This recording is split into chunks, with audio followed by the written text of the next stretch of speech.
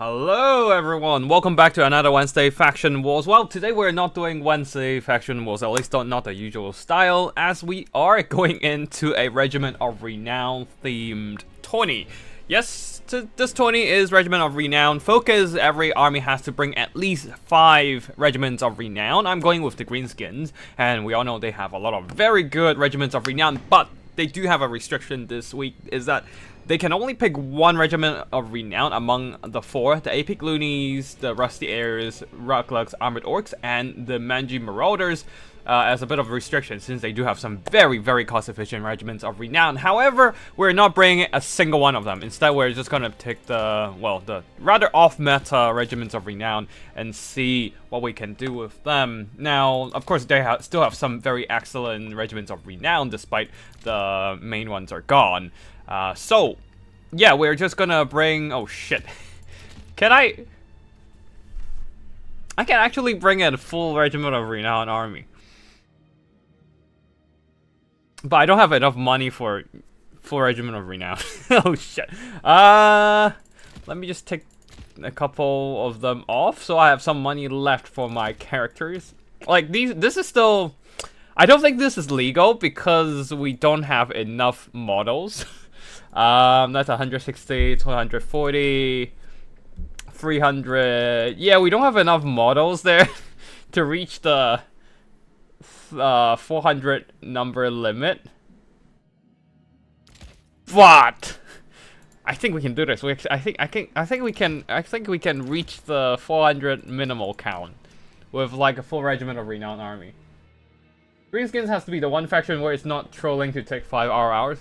Unless you take the whole Slomo. Well, I mean, if I'm not taking a single one of those Rusty Heirs, Armored Orcs, and Epic Loonies, and wait, hold on, where is it?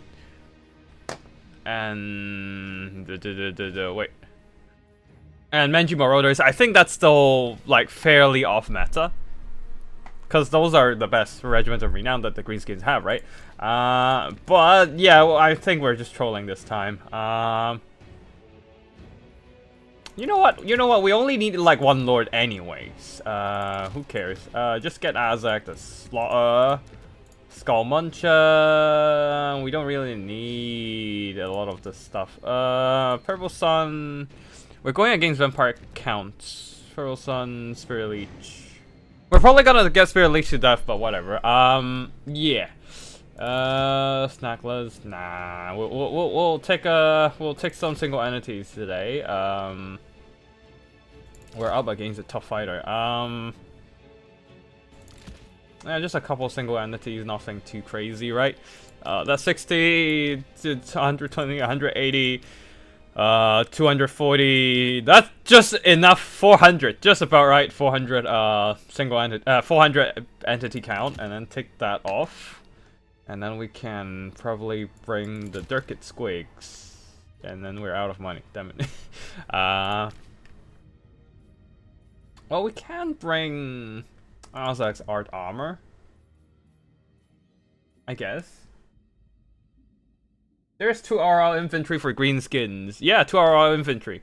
And we are not bringing Epic Loonies. So, Crimson Killers and Warlord's Boys. 3 RR infantry for Greenskins, but we're not taking a pig loony, so yeah, only 2 RR infantry on our side.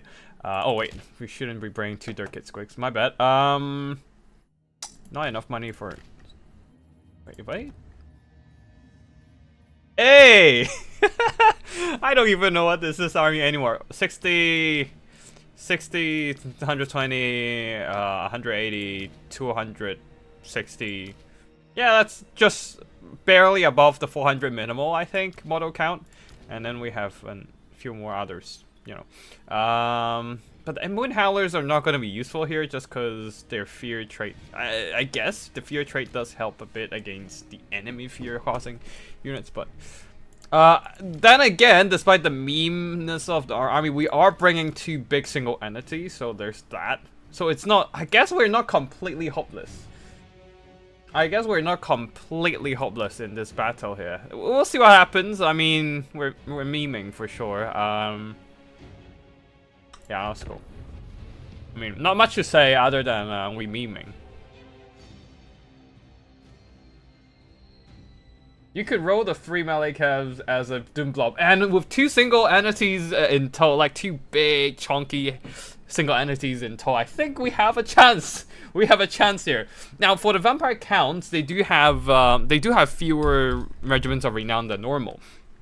So the special rule for that faction is the black coach counts as a special regiment of renown. You can only bring you can bring multiple black coaches, but they're still gonna be counted as 1 regiment of renown only.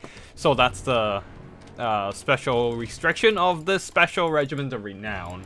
But yeah, we are memeing. We're memeing a bit hard today. And yeah, let me just go and do some self-promotion as well.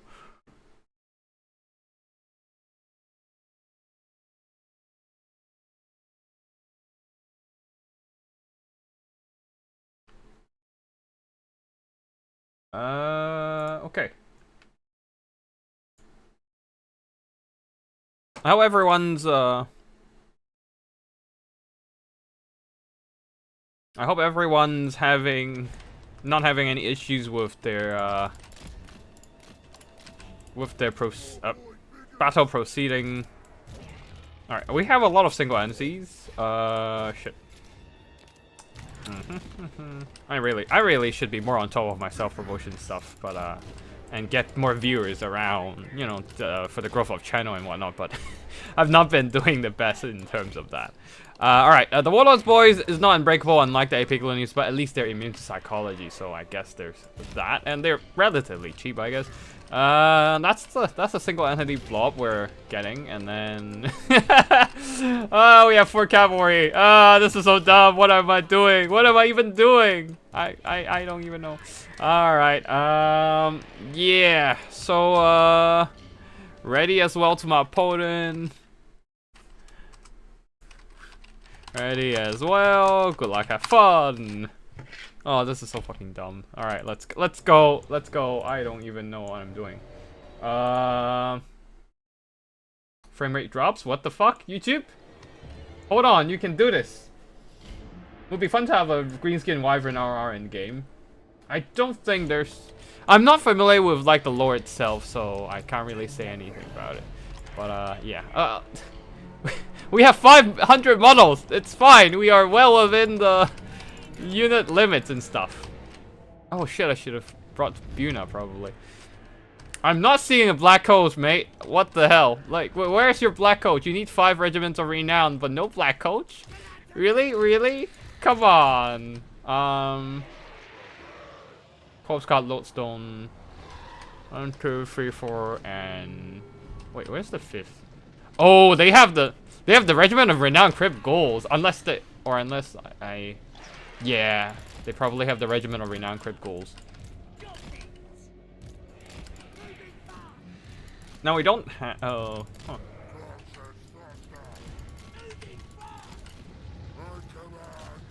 Now the thing is, we don't really have a whole lot of units around here.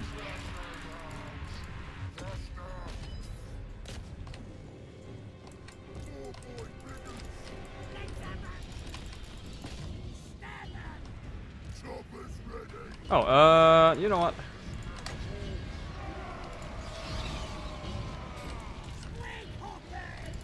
Send those squigs over and let them help out a bit, I guess. I don't know.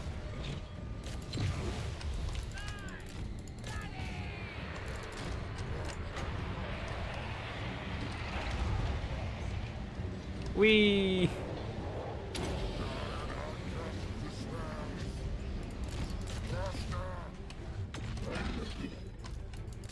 come over here, slap those cavalry and stuff.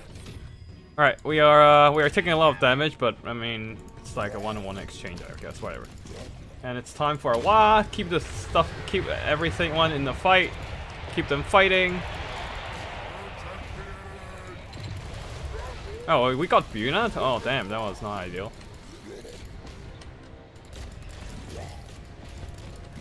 Alright, the single entities are doing a lot of work here, but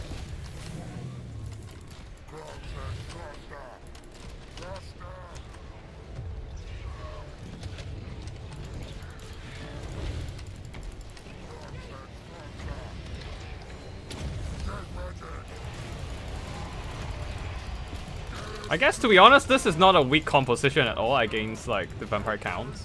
Given how much, like... Alright, you guys come over and smack this dude in the face, maybe?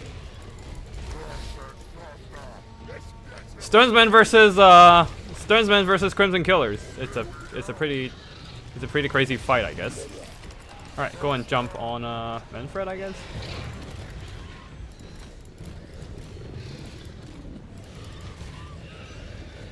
There's no point using that. Alright, we'll just keep the infantry fighting in the middle of the blobby blob. I need another. I need. Alright, come back here. Our front line is kind of collapsing. I need a spirit leech! Oh, my cavalry is there, okay. Come over and fight then, I guess. Oh shit! The Blood Knights are coming! Alright! Exit Burpa, come back! I can't let you go and fight, go off and fight Blood Knights alone like that. No, no, no, that's not happening. Come back! I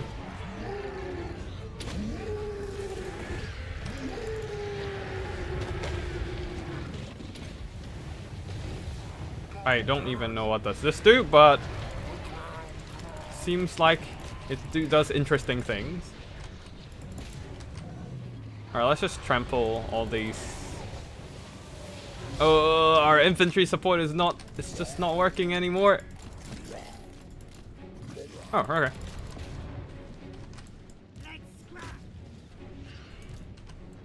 Alright, go and jump them.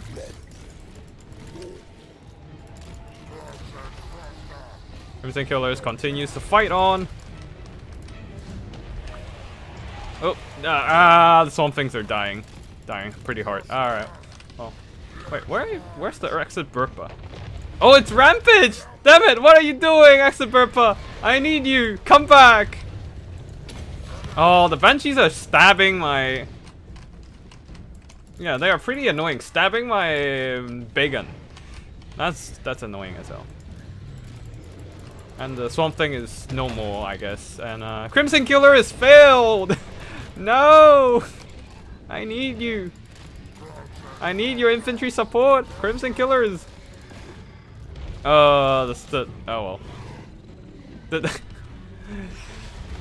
Bacon just keep getting stabbed on the ankle. It's so unfortunate. Like he is just not doing a great job against the Banshee at all. Partly because there's so many infantry nearby, you can't focus them down. It was just not ideal.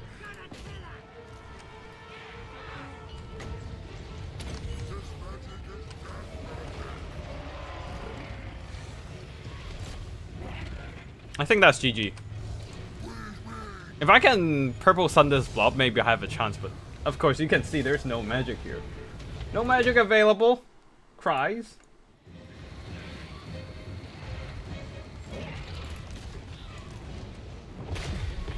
I also don't have the kind of like spike damage to kill off Manfred, unfortunately. Oh wow, okay.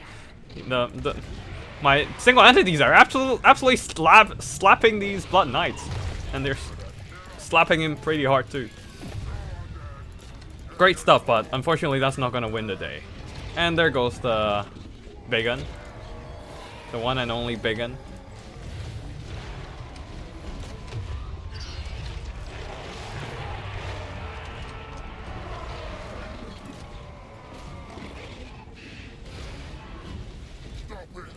Oh man, the Varix Reaver is just passively healed back to full. Or at least like to heal cap. It's not really full health, but yeah, you get what I mean. Maybe I should have went Grimgore. It's just for the lulz, and also just a slightly better like foot single entity to sustain the fight. Oh well, GG. The full Regiment of Renown did not work out.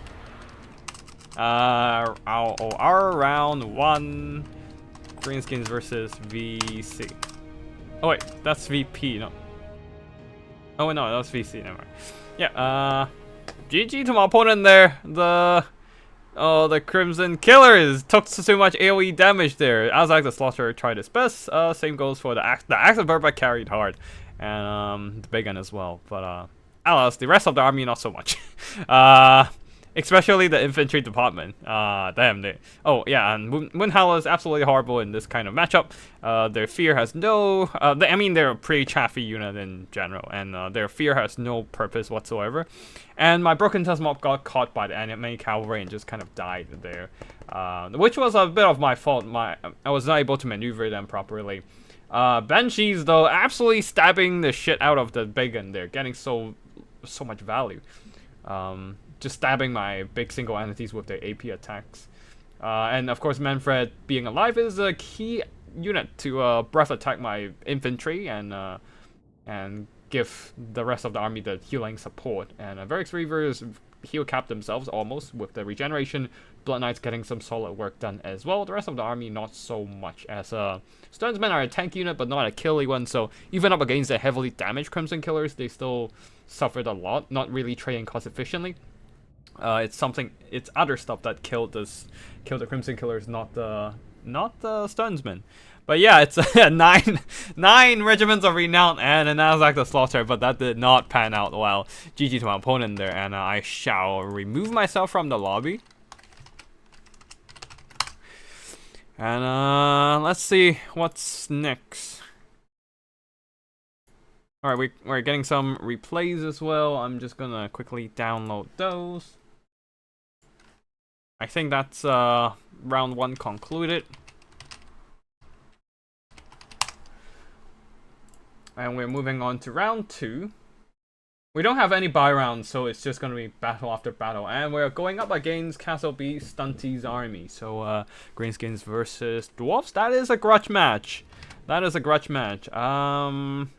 me just quickly set up the lobby.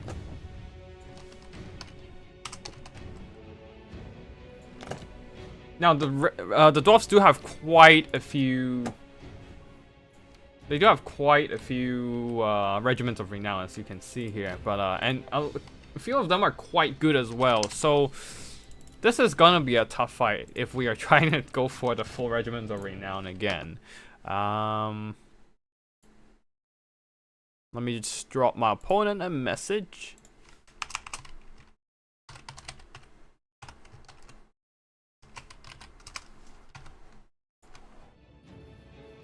Yeah, I mean, technically they can go full regiments of renown. Their units are expensive enough to make that happen. Maybe I should just make a full regiment of renown 20 in the future. Because, like, there are quite a few factions that can just go full regiments of renown, I think. Not the Chaos Dwarfs, I don't think. Well, technically, I think you can. Oh, turn off unit caps, just because these are available.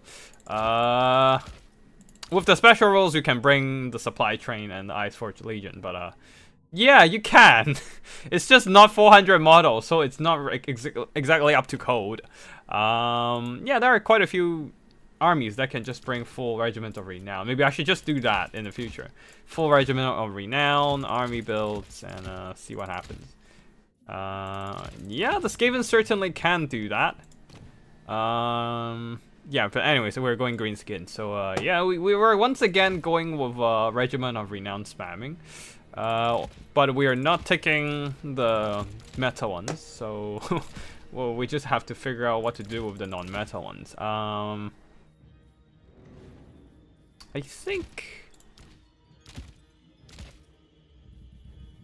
think that's alright. We are getting some chariots. We have infantry mobility, Crimson Killers, and then we just need to spend some more money on maybe single entity, maybe. Like, we have some artillery, we have skirmishers, we have... We still have some extra funds left, that's the problem here. But I think I'm not gonna spend that on another regiment of renown. I'm just gonna get a Gobble Big Boss. Because the Squig Flanking will be quite useful here. Empowering Shroom stops rampage. Adds attack. We don't need that right now yet. And once again, we can probably bring Azag on foot, honestly. And just stick him on the Crimson Killers and hope for the best. Hope for the best. Purple Sun and Spirit Leech, I guess. I mean, not that we have much choice here. We have some money left, so what else?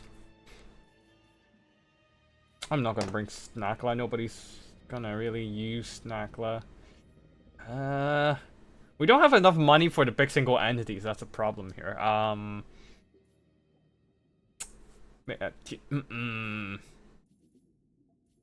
I'll just bring a couple fanatics. Fuck it, and we don't even have enough money for. Art Armor, Purple Sun, Spirit Leech. What else?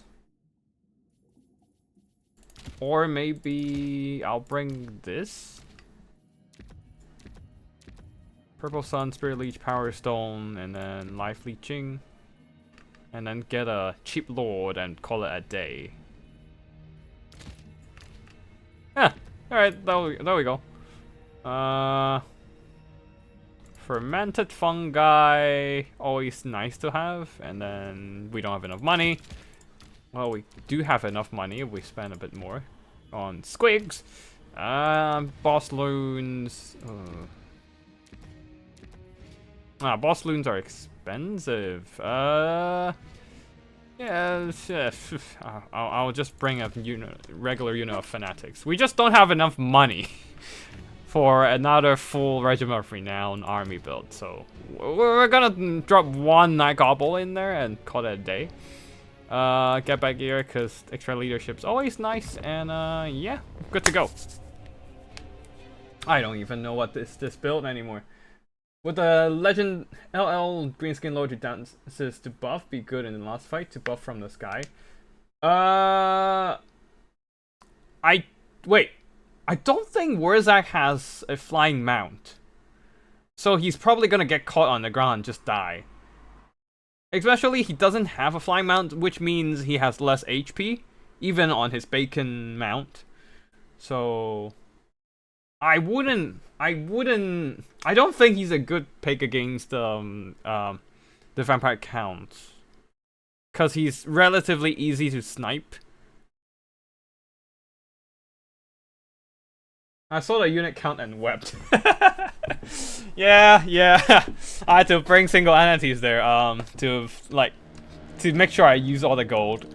Like, if I don't bring single entities, Regiments of Renown, this is what happens. I need to spend some money on freaking fanatics, which is not ideal. I want my full Regiment of Renown army, mostly.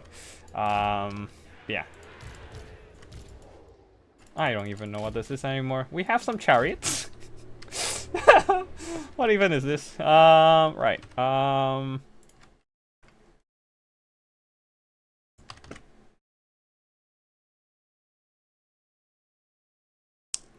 on.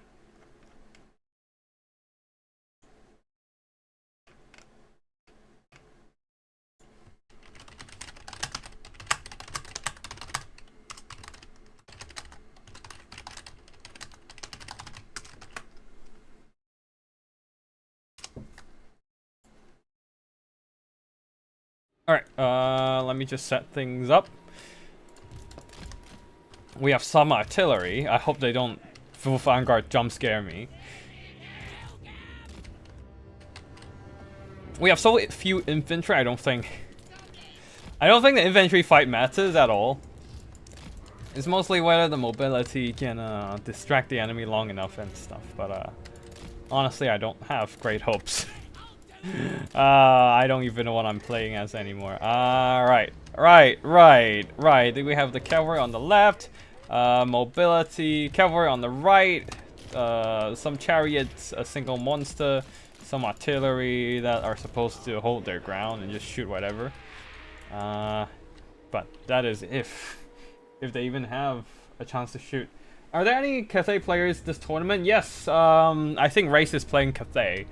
So we might see some Cathay action soonish. It's a dumb battle, but we'll see. Cathay is fairly strong, and they have a very limited Regiments of Renown pool. I didn't expect anyone to pick them, but as a result, they might be able to field some very strong army with like the combination of Bandits of Silver Road, and what else? And Grace of Kuei Ying, the two stack up together with all that fire weakness and missile resistant removal. That would be quite crazy. But yeah, anyways, that's it for our army build. I'm gonna quickly jump on over and give my opponent a go ahead.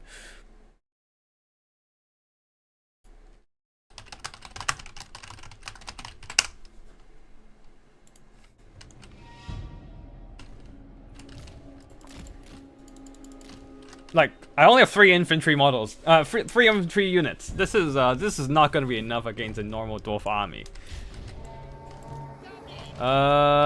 This is not that normal of a dwarf army, which I'm glad. But it's still a pretty finicky situation here. I'm not gonna go and fight them just now. I'm just gonna pull back a bit. Let them come to me. I have the range advantage here. Oh, the Skyhammer Squadron though. Oh, they're coming. The Bomber Squad is coming. Oh, fuck. The Hammer of Gork is missing. Alright, just pick off the shoulder guard. Gonna have to pick off the shoulder guard there. Shoot the Brotherhood of Grimnir.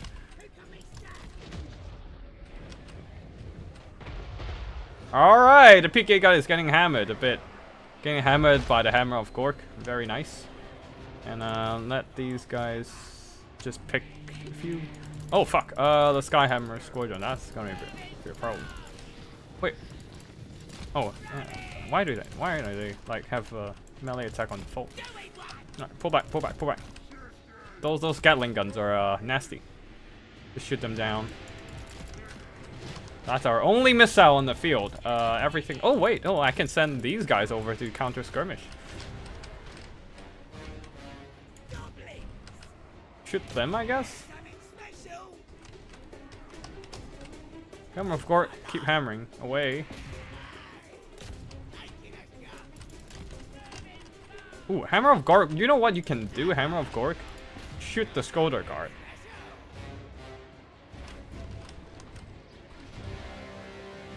I don't need to take the fight yet. I have the artillery advantage here.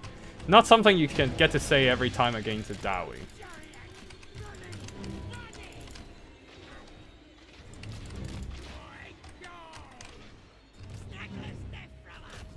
Oh.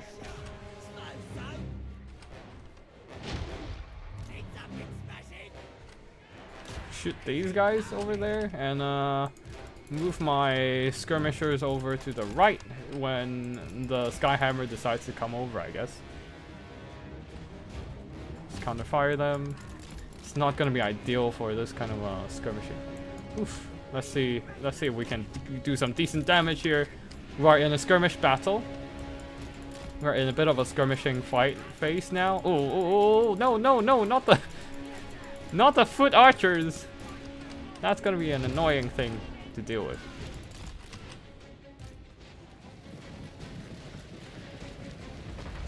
Okay, that's good.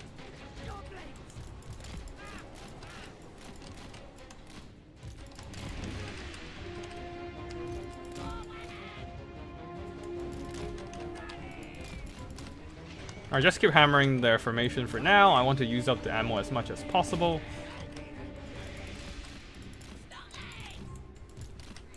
Mirroring their movement over there. Alright, it's just now time to get some units over to surround them or something. We can take some archer hits. It's fine.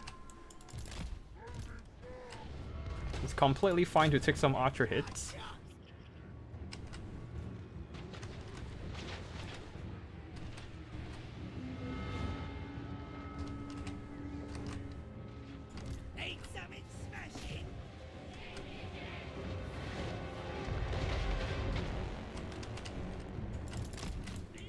Alright, let's send these immune to psychology units over, turn that on in case we need to drop in a purple sun sometime at some point. We can hold back the units for now, let them sit there for a bit. We can push. And gonna hammer some of their shoulder guard as well. It's our turn to capture the point now.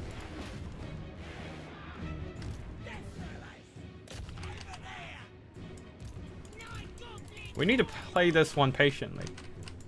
Oh, they're gonna come over and shoot at our cavalry. Okay. Okay, okay. Send out our skirmishers.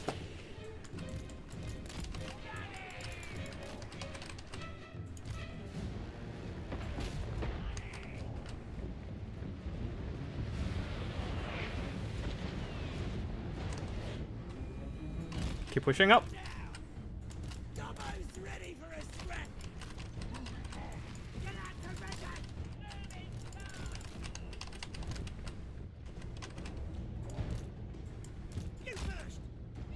What are they waiting for? Is there like a flanking force ready to jump my backline? And that's a regular lord.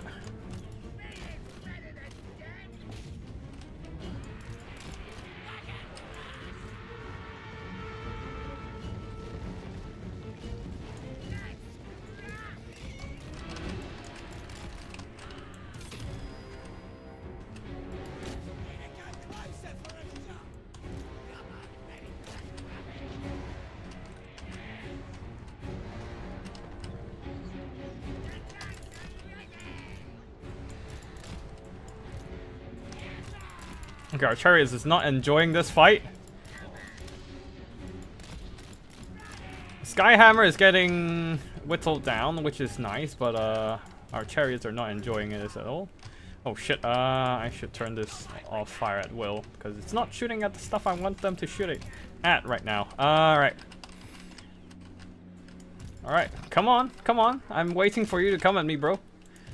Turn this off as well, start pushing, and then just waiting for them to come at me at this point. They are Ranger RRs, right? Yeah, they are Ranger RRs. They are pulling back. I mean, I'm just gonna capture the point then. Eventually they have to come at me.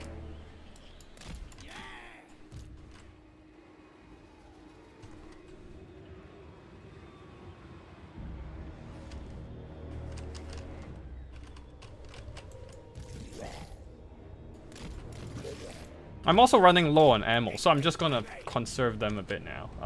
I'm getting a little bit ahead on balance of power, but yeah, I'm just gonna capture the point and just wait for them. Like, there's no point pushing them right now if they're just gonna counter camp. Oh man, I hope I hope we don't have to just sit there for 10 minutes, dude. Come on. Come at me, bro. I'm just waiting.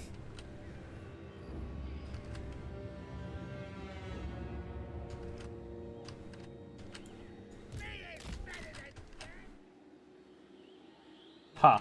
No point in pushing. Yeah, I mean, what's the point of pushing, right? Get it? Because oh, fuck. There's no point to capture anymore. There's no point to capture anymore. God damn it. Yeah, I'm just waiting. Like, if they come at me, then sure, I'll take the fight. But eventually, they have to come at me because, well, capture point. I don't even have to leave any units on the point at this point. I can just, I need to stop saying the word point. Yeah, cause, like, I mean, what's the point of pushing up at this point? Fuck, I need to stop saying the word point. All I need to do is to just have my skirmishers, keep that Skyhammer in check, and then I'll just capture win. And maybe drop in a Spirit Leech here or there to, like kill that Skyhammer. Yeah.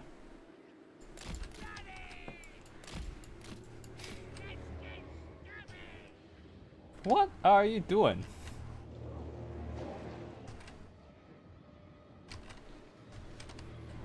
I'm gonna turn off fire will on both sides, on both of these units as well. Because ammo conservation, I need them to just focus down the Skyhammer if possible. Alright, they're pushing now.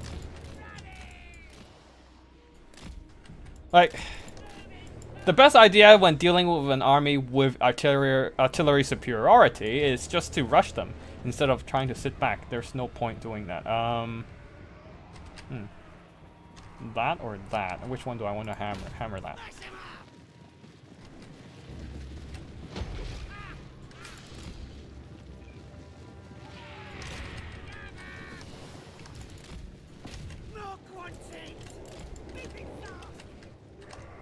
Oh, they're running out of range again. Alright, hammer that, I guess. Just warriors with dragon fire path. You know what? I might want to just drop a spirit leech on.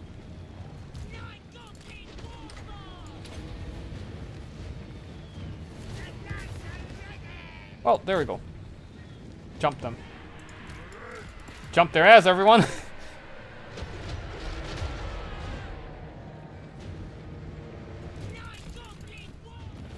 That is very anticlimactic.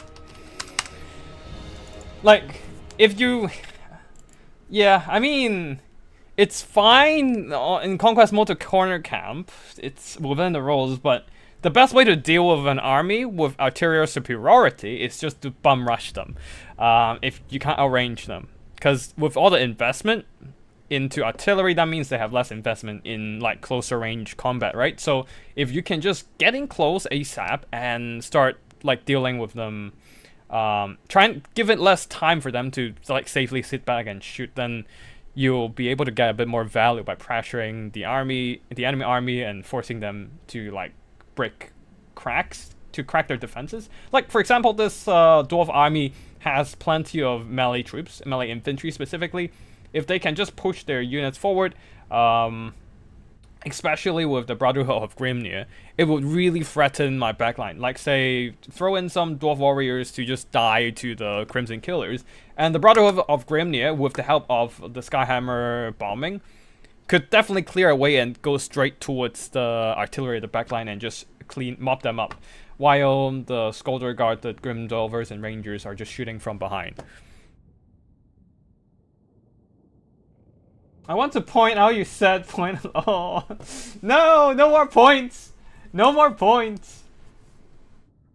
No, I need to stop saying the word point. But yeah, I mean, I was just sitting there capturing the point. Capturing the flag. And yeah. It was not really a lot of pressure. Like, again, it's just really... In this kind of situation, the army with less range definitely have to be more active and just push.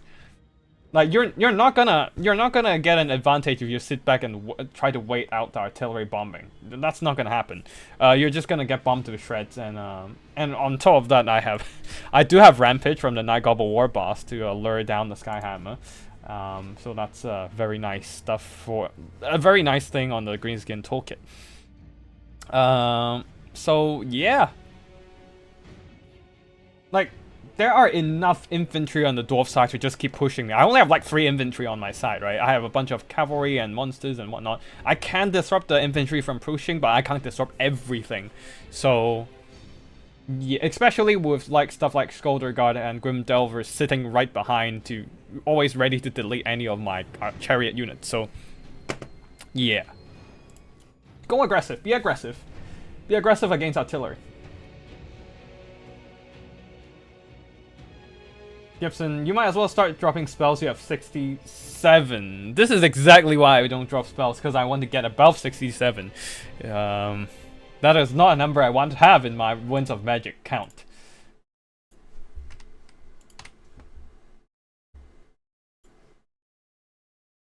Alright, let's see... We are in round 3 now, and we're up against Tomb Kings of Curio. Culios.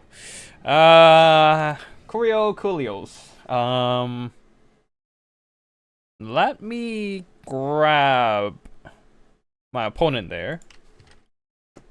Oh, my opponent already sent in a code. Neat. Anyways, yep.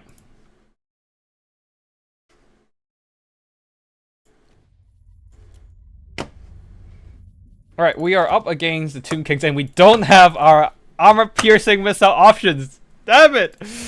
I needed it. I need that. I really needed that. Oh, this is gonna be... Alright. Double artillery again. We can't use... I mean, force bloaters. I don't think it has any use. We'll just bring a Ragnarok Queen. Night Goblin War Boss who's gonna get Spirit Leech to death. That's gonna be what happened, I swear.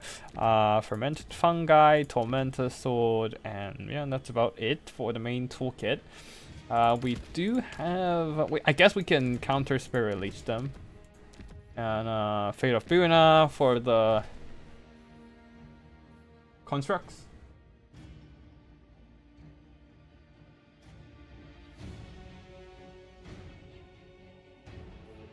Yeah.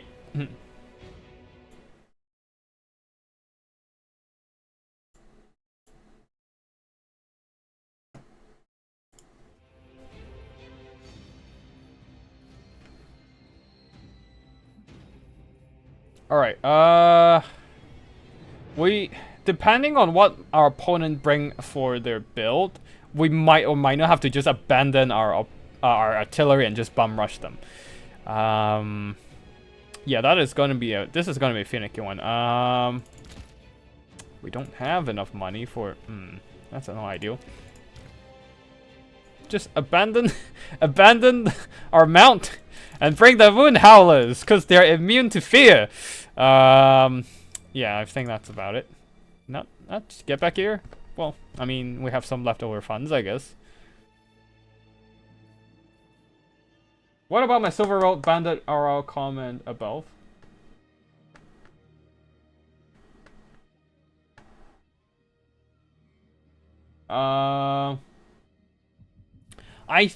We'll see if Race brings them. Chances are they do. I do have a replay from Race, so we're probably gonna see some bandits of the Silver Road. I can't be sure, but we shall see.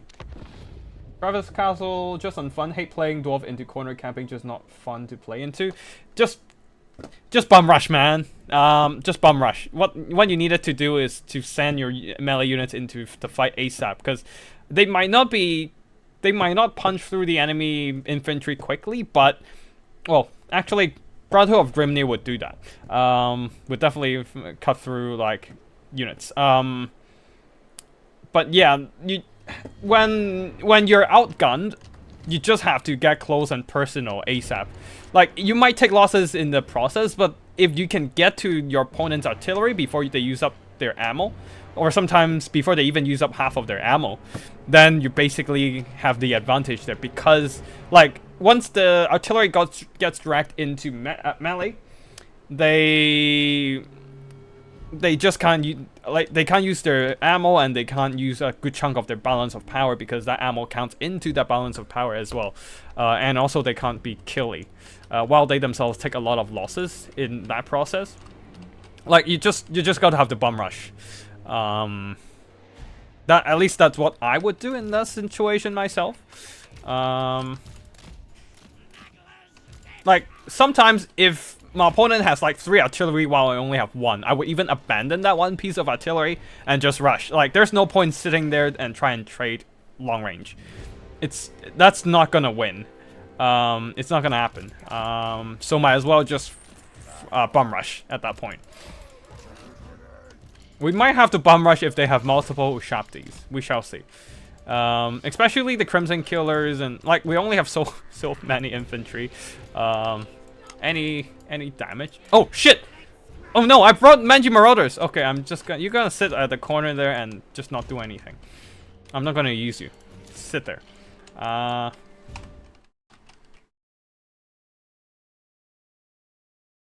Wait, I'm fighting Kurio, right? Let me just...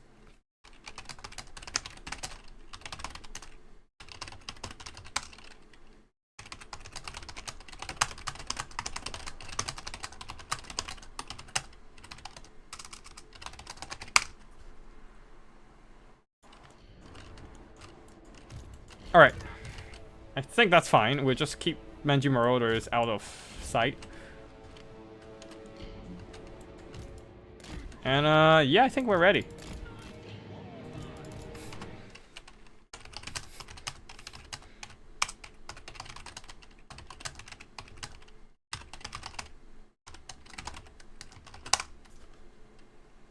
Alright, looks like my opponent is fine with the Manji Marauders because Tomb Kings have access to the extended roster stuff. But I'll use it when I'm losing. Like if I somehow miraculously getting a winning situation, then I won't be using them. But if I am losing, I will activate them and hopefully try to get them turn the tide.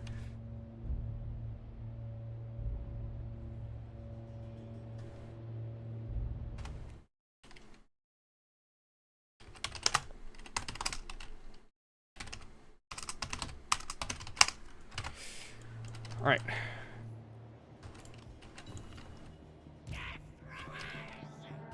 Oh god! Oh god! Oh god, we have to bum rush. Oh god! Holy shit, that hurts. We'll just bum rush, fuck it.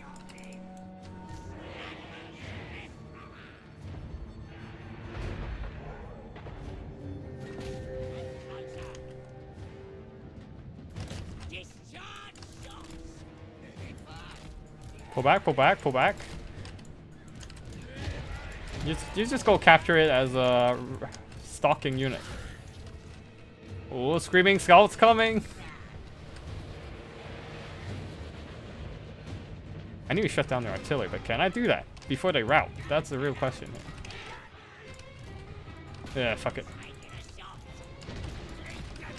Ooh, that is gonna hurt. That is gonna hurt. Oh, okay.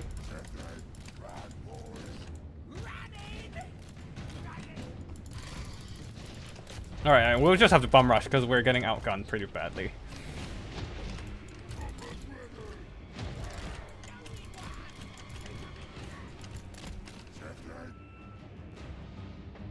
We're getting outgunned and we're getting outgunned badly, so we have to push. But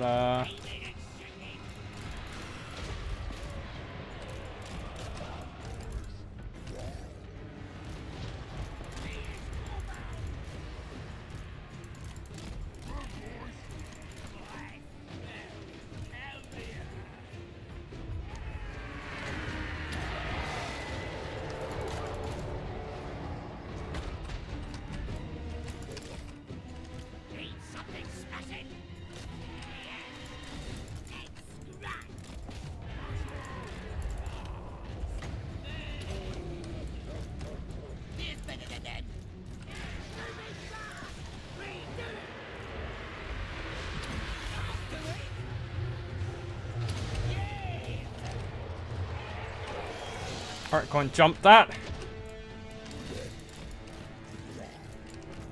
Smash these guys. I don't know how useful is that gonna be, but I want to keep these guys in the fight there. Everyone, wah time! It's time to wah! Alright, we shut down one of the artillery, sent them over. Kill the infantry. Send them over. We're probably gonna lose one artillery, so whatever. Shoot that. Oh, we can still shoot. A few more seconds and then we can get our second spider summon, which is gonna be huge here.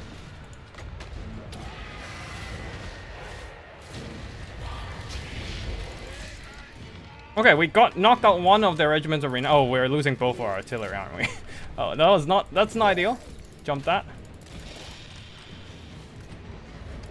Push through. I need to get to those. Alright, I think balance of power is still fairly even, so it's not time to activate the Manji Marauders yet. Alright, we need to get rid of these artillery.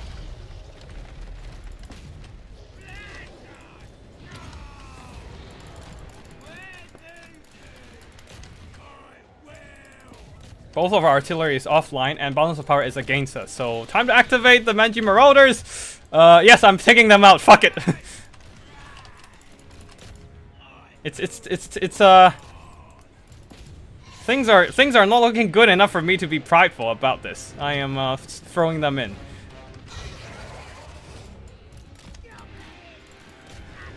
Jump them. Mangy Marauders, I need you to shoot at something. And everything that is still around, please wah.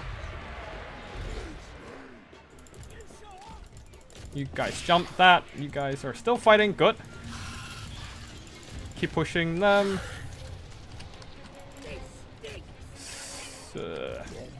Alright, we are shutting down some of their... Oh shit, they are still alive, these fucking serpents. This way, this way, this way, this way.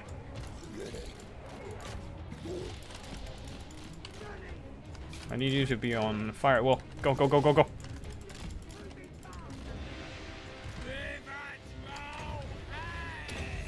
Oh god,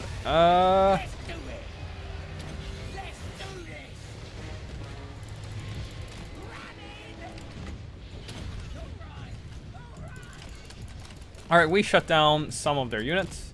Not ideal still. Oh shit. Oh shit! Well, we'll just have to send them into the fight. Why did you stop? Oh no! Was there an incantation of vengeance? Okay, the Mangy Marauders are done for then. There's no hope for them. I mean, we had a pretty good, like, we put up a pretty good fight, all things considered. Mangy Marauders are done for, so there's no Mangy Marauders. Oh, come on. Just push through, man. Push through, you can do this.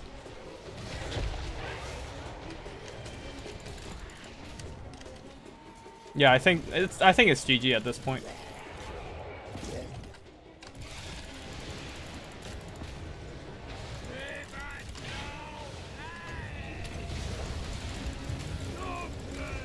Go get some help. I guess if I did use the Mangy Marauders properly, maybe I have a chance, but still it's an uphill battle.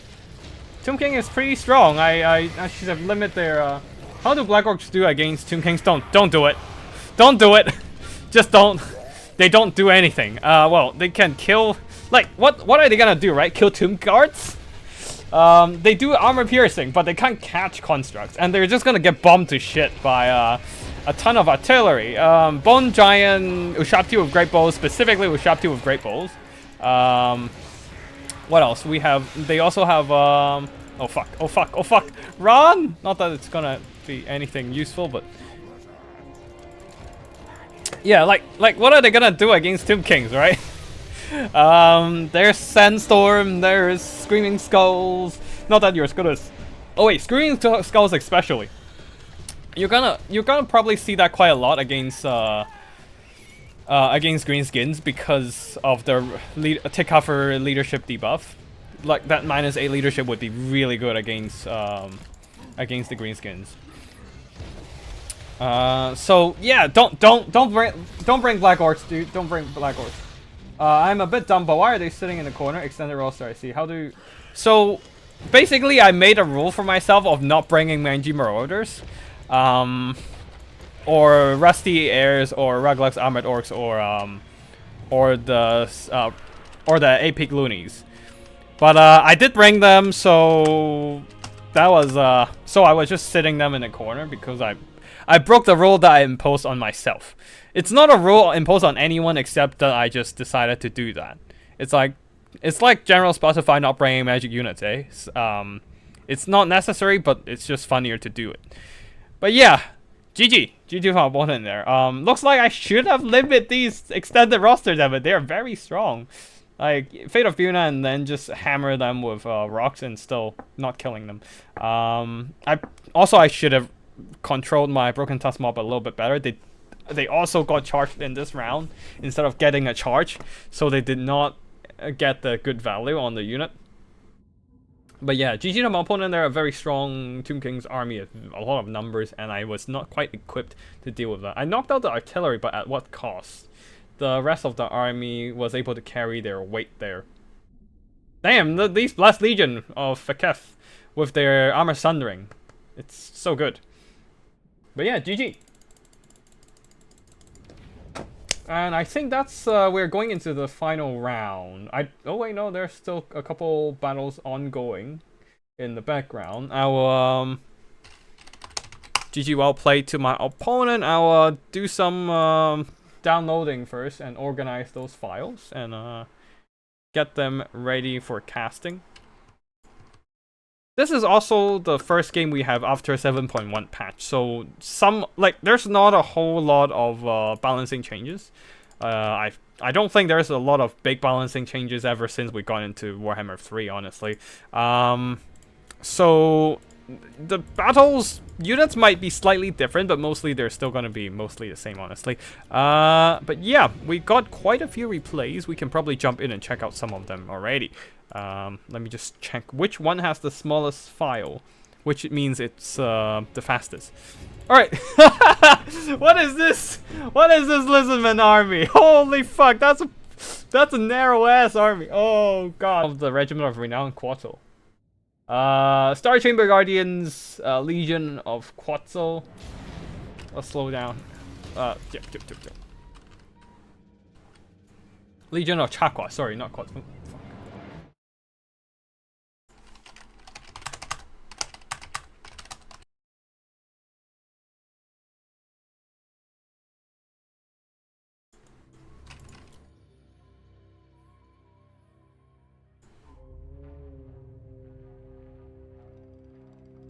I think it's stabilized. Is everything alright? I think it... Like, I got a lag spike for some reason, but I think it's stabilized for now. Hopefully we'll be fine for a bit. But yeah, I'm not sure why. The internet has been great for the past couple of years, but... Like, lately, a couple months, last few weeks, I'm just getting random lag spikes here and there. I'm not sure what happened. I'm sorry about that, but yeah. Anyways, back to the battle. Hopefully we're not getting any more dropped frames. So, army builds. Lizardmen going extremely narrow here. Almost a full army of Regiment of Renown, except some leftover change on a skink double silver chevron skink cohort. So Legion of Chaqua, Court of Sotek, Star Chamber Guardians, Shredder of Lustria, and a Spirit of Tapok. So very expensive core, and supported by a Lord Mazdamundi on Slack, with Net of Amentok, Apotheosis, and the Bound Banishment, and the ruination of cities. Of course, the Skin Cohort. On the other side, for Skavens, they are also a very strong Regiment of Renown army, having a lot of great weapons teams there. Teeth Breakers, excellent unit to just shred through dinosaurs with their DPS, especially now that they are actually hitting things, unlike before where they're constantly missing with their projectile spread. Now they can actually delete things in seconds. And now for the rest of the army here, Skaven Slaves, Spears specifically, and then Clan Vulcan Tail Slashers, Calamite Spears, Ashen Triads, Poison Globes, Red Ogres, a bunch of Red Ogres, and wait, that's not 5 units of Regiment of Renown, right? Wait, no, okay, never mind. Extra Triads, 1, 2, 3, 4. Oh, Pit Fighters of Hell's Deep. Pit Fighters of Hell's Deep.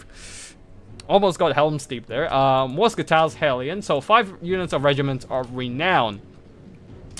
I feel like I need to make a rule for like full army of Regiment of Renown actually in the future. That would be funny. But yeah, that is it for the army build. So leading the army is Lord Skrulk, and his Rod of Corruption would be amazing in this kind of anti-blob scenario there. We'll see what happens. The Poison Globes are gonna... Oh, the Poison Globes are probably gonna... yeah, that's probably gonna be a quick battle. Teeth Breakers delete the dinos, and then Poison Globes just deletes the infantry. We'll fast forward a bit. Looks like the dinos are just hiding in the forest, knowing that if they poke their heads out, the Teeth Breakers are gonna make short work of them. Ooh, Banishment coming in for the Poison Globes, and they're not responding at all.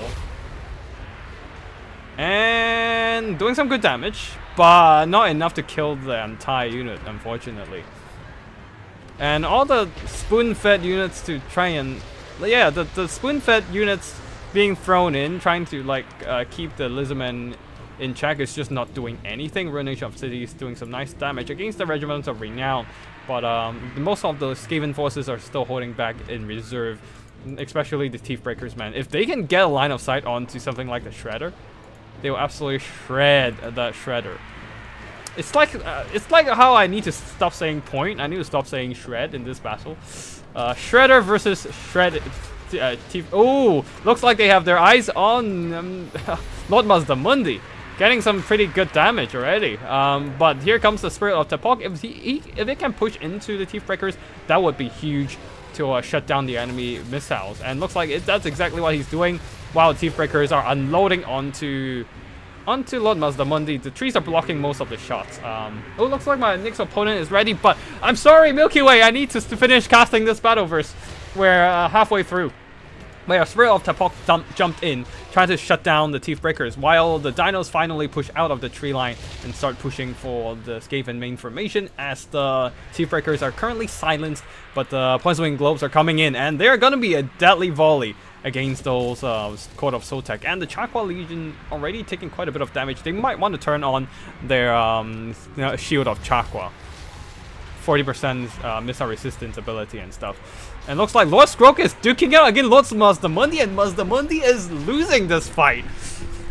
Don't forget, Lord Skrok is a plague Sensor Bearer Plague Monk, so he does have quite strong melee stats. I mean, he doesn't have armor piercing, but his stats are strong with solid melee attack. And on top of that, Mazdamundi is in the tree line, so his stats is being reduced, I think. Yeah, the terrain -6 attack, not defense though, but still, he's facing the wrong way. He's getting his back exposed against the Mosquitals Hellion and Lord Skrok, and 2-on-1 engagement with solid melee attack, and Lord Mazdamundi is taking quite a bit of losses. RoR faction wars, what does that mean? So it's every faction, every army has to minimal have like 5 regiments of renown. Some armies have special rules because they don't have enough regiments of renown naturally, so they can use something else to replace them. But yeah, and that's the gist. So everyone has 5 regiments of renown at least. That's just why you have so many regiments of renown on the Lizardmen side and such a narrow army. But looks like the Skin Core has been just left on the side and just not being dumped into battle. But yeah, Lord Mazdamundi is getting pushed back, driven back by the Mosquitals Hellion, and I don't think the Skavens are gonna let this big Lizardman Lord come back, while the Shredder is stuck in between a bunch of armor-piercing anti-large, also armor-sundering Extras Triads and Ashen Triads, and also a lot of Red Ogres around. Holy shit, that's like half all their Red Ogres. And with that, the super narrow army of Lizardmen simply could not tank it out. All their assets are either dying to Poison Globes or just dying in attrition. So victory belongs to Clan Vulcan and their tail slashers, dragging the, especially like losing Lord Mazdamundi means no healing for the single entities, right? So yeah, without that Mazdamundi anchor, the Lizardmen loses the battle, with the Skaven getting a very strong finish there, sitting back and holding their positions with their firepower. But Mazda got stuck facing the wrong way. I was applying attack orders the entire time. God damn, that was unfortunate. That's just what happens when you have a large single entity that is super bulky. I think sometimes dragons do the same thing too. But anyways, we are going up against Milky Way this time. And yeah,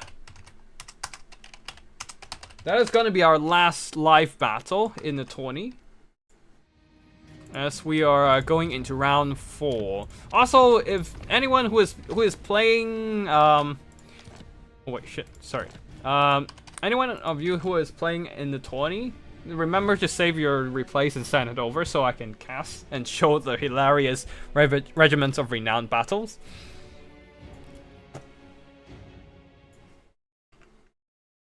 Alright, let me just check.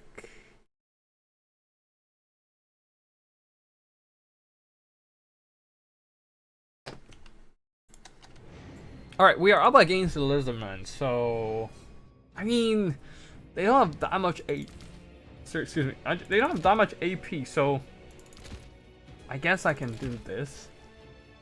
Of course, we are not bringing the Rutlux or we're not bringing the mainstream stuff because that's boring. That,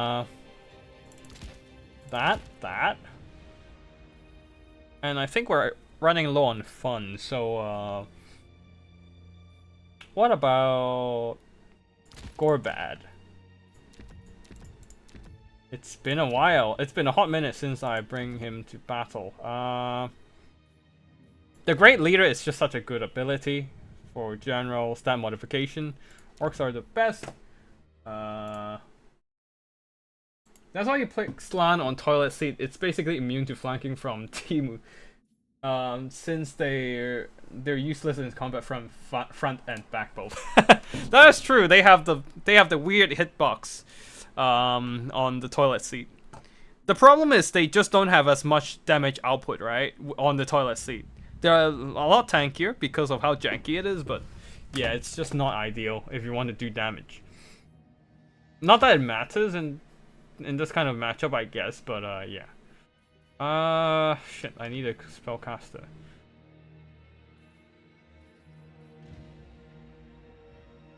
And I don't have enough money for anything. It's so expensive. Fuck. I'll bring Warzak this time, cause why the fuck not? It's quickly, but no money. Warpaint, Warzak. Let's get a miscast chance going over there. Fizz of Cork. No money, really? Damn, you're expensive. Fizz of Cork, Brain Burster. And we're not gonna use Gaze, cause yeah, it's not that's not gonna happen. Effigy of the Git, Mumbo Jump. I'm tempted to bring Mumbo Jumbo Chant, cause we're blobbing hard. In that case, if we're blobbing, then I'm just not gonna bring artillery. Yeah, we're gonna blob a bit, I think. I'm sorry, guys. I'm blobbing. I'm a horrible person. Bring in, here we go.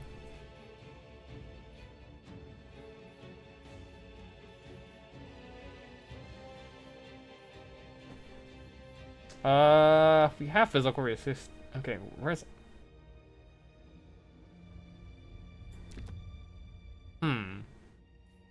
Sting Reaper probably not gonna be useful there. Alright, we'll do this. We'll do this. This is a dumb army.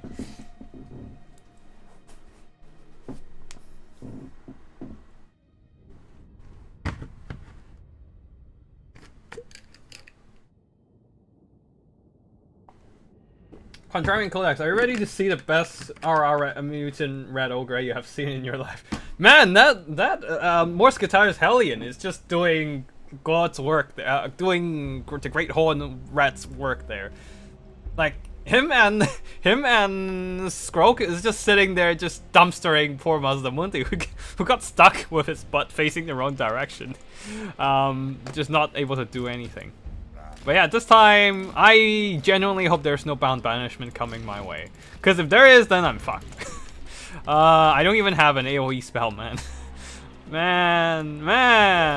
All right, let's see what happens. That's probably not gonna end well for us, but we'll try our best here. That's all we can do. Wait, oh yeah, these are. All right. The army count. All right. They are bringing a relatively normal army. I'm seeing 800 models here for this. Wait, those are Skaven. Wait, no. Midway is going Lizardmen. Yeah, never mind. Contrarian is going. Codex is going Skaven. These armies are like on campaign when fighting an AR army, just all the RLs. It's so dumb, I love it. Basically, that's a point. If anything, this is an army I would bring in the campaign when all my armies are elsewhere and suddenly an AR pop out of nowhere at like one of my undefended cities, which I can't afford to lose. And then that's where I would just dump all the RRs, which does not need recruitment time. They just instantly spawn into the city, and suddenly you have like a full army of RR that doesn't normally appear and are extremely cost inefficient. But that's the point, right? Yeah.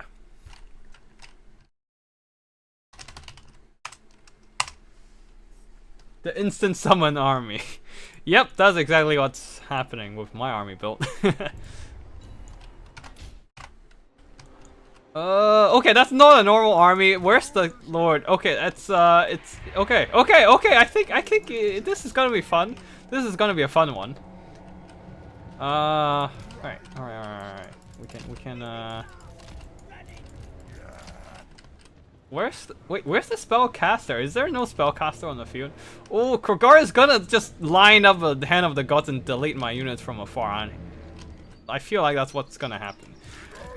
Alright, just send the big ends over then, I guess. Oh, whoa! Where did you guys come from? Bro, whoa! Fall back!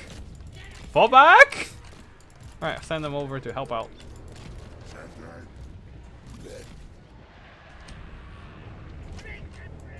I need these guys to fight the Star Chamber Guardian, so I'm just gonna let the rest of these guys sit back.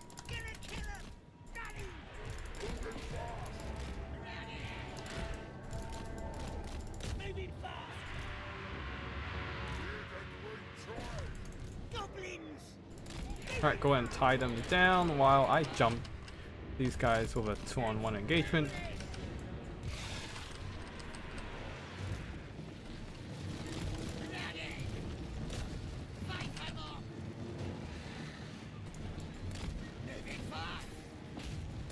Shut down the Horn ones. I need those Horn ones dead.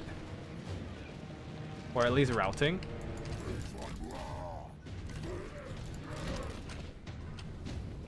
Oop, that's gonna hurt. Oh, that hurts a lot. Ah! Hand of the gods, fucking hand of the gods, man.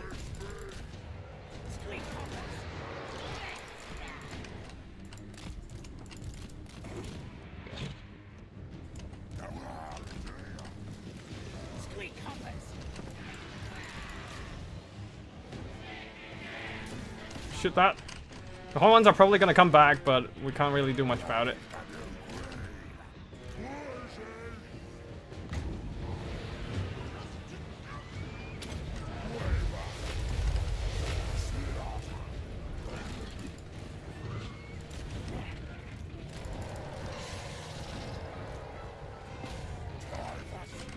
Alright, come over here.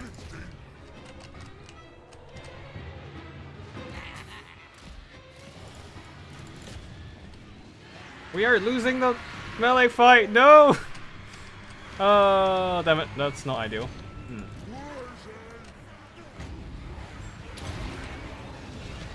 Oh shit, and that they got.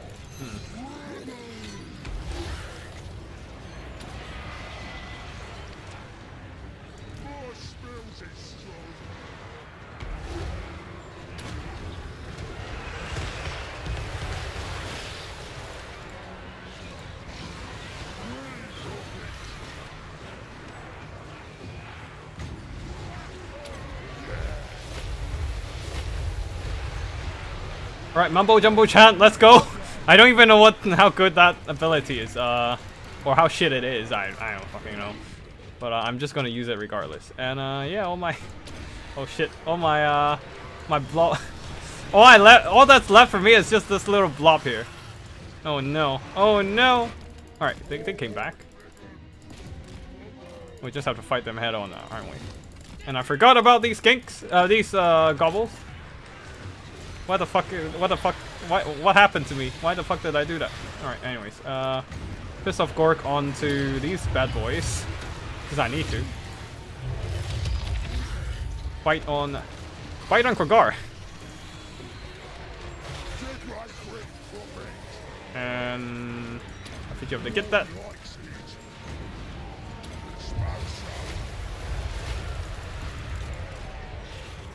Spider summon onto this blob.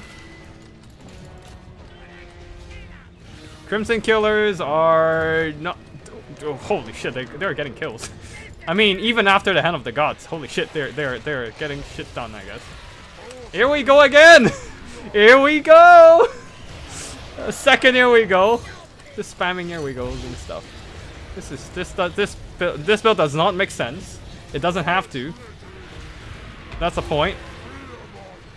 Here we go! Look at those Colossus the Hunters dying! Man, the Crimson Killers are killing. Holy fuck! Those Crimson Killers, man! Oh.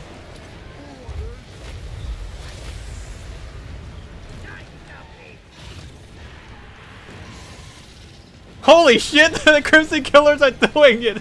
I don't even know what's happening anymore. Yeah, I guess it's working. Kind of. Oh no, the Crimson Killers are going down. They're not going anymore. Alright, we just have to use some more spider summons. Alright, you two jump onto Krogar. I need you two to both jump onto him. Kill him.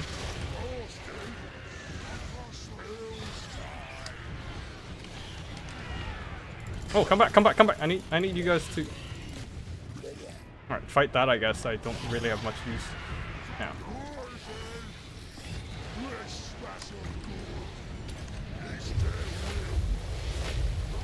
Mumbo Jumbo Chan, everyone! Melee attack up! Kill Krogar! Slap him! The goblins are holding, kind of. Mumbo Jumbo Chan, you can do this, Mumbo Jumbo! Yeah, get these guys here. Oh! Oh shit! We're winning! We're winning, Griskins! Oh god, what even is this happening? What is even happening? I don't understand. But apparently it's going in our favor. Army losses. Oh yeah. Oh fuck. What even? Whoa. I have no idea what just happened there, but we won. I might actually rewatch this just cause. GG. Oh, to be fair, my opponent didn't bring magic, so there's that. Yeah. So that happened. Our mobility lost pretty hard against Horn ones and the Regiment of Renown Pop cohort. Whole pack cohort, but I just call them Pop cohort because it's freaking hard to pronounce.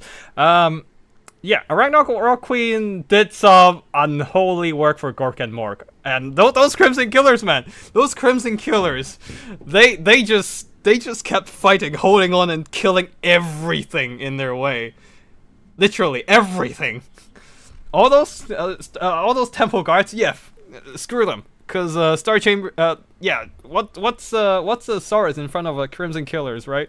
225 kills against all the skinks and Temple God, and the Ragnar Queen just chewing up Krogar with the help of Wurzek's melee attack buffs. Cause nobody ever brings the Mumbo Jumbo chant, I don't think, but for once it actually has a use because we're going with a blob build, and even the Warlord's boys, that tactical reserve, man, in the end, just charging in the late game, killing everything as well with all the attack buffs, all fresh and ready to go. Immune psychology doesn't even need the Fanatics cast. God damn. Right. Yeah, that was a fun one. Of course, our cavalry lost pretty badly, but even then, the Dirk Hit Squigs got back their value. That and Broken Tusk double teamed on one of the Horn ones, and then charged back into the Poho Pop cohort and got some pretty good value overall. Though the Poho Pop cohort did win that fight and earned back their value as well. And yeah, very small armies clashing against each other, and yeah. Wurzek got some good work done. Like all he had was Brain Bursa and melee fights and melee attacks, and he still get some good value. It's pretty dang good. Sorry, I might actually just rewatch this replay because goddamn. I need to understand what the fuck happened there, despite me playing as the greenskins. Like, okay, what we had was Mumbo Jumbo Chan, which is basically a small range Wa, like a Wa with a limited range of 55 meters. We have the Bonewood Staff, which adds 12 melee attack every time we cast a spell, and we were spamming those spells.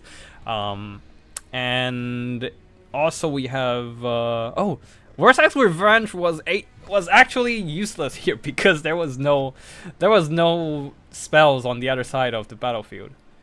We do have Here We Go and the occasional Fist of Gork to help out the damage output, so yeah.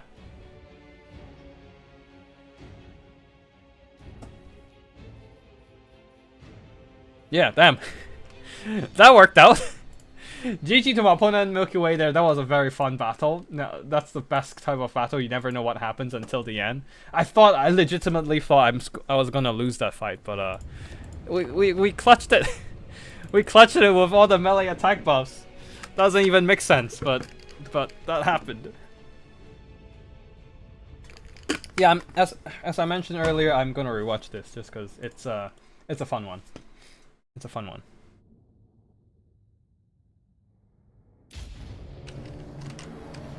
But yeah, my opponent didn't bring any magic. That is why I had a bit of an advantage, despite the meme army build.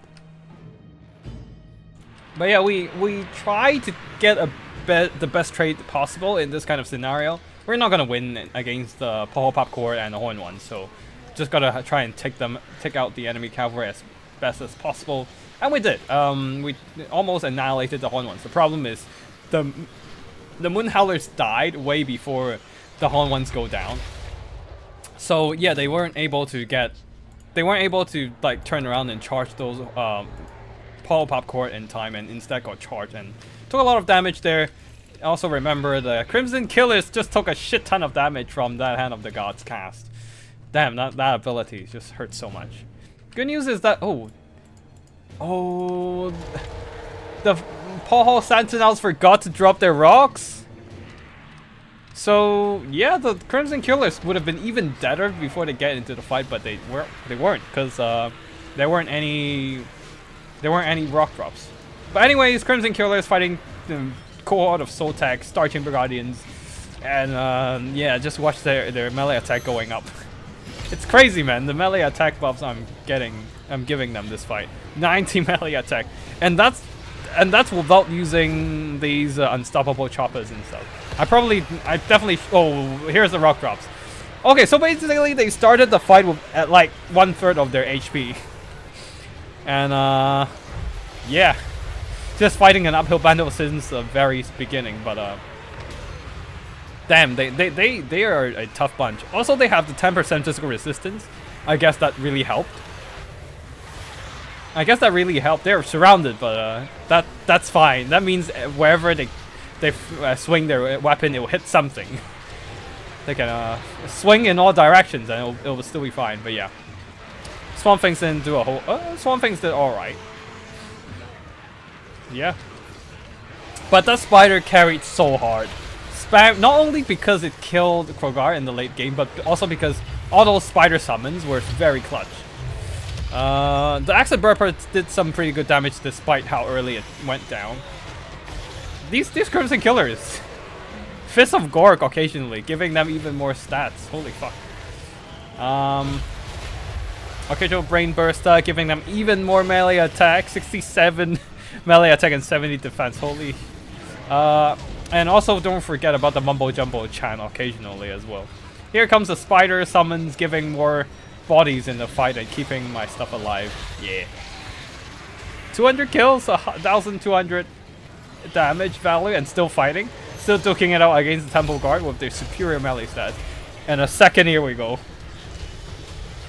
I mean, and now the reserves, the tactical reserves, Warlord's boys, flooding in.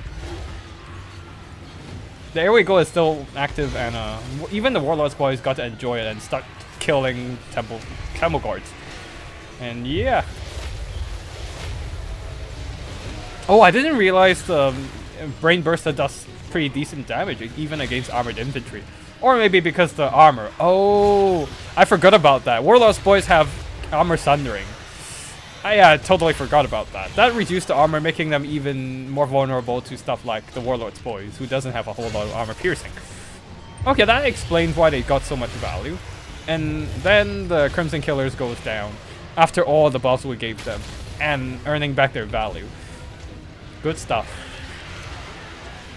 And yeah, Krogar then got slapped pretty hard by the Ragnarok Queen.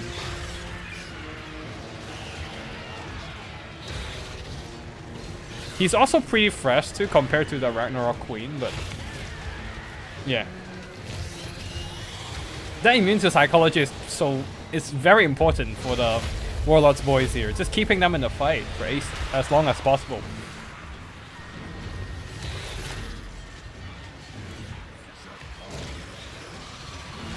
Oh, Mumbo Jumbo chant.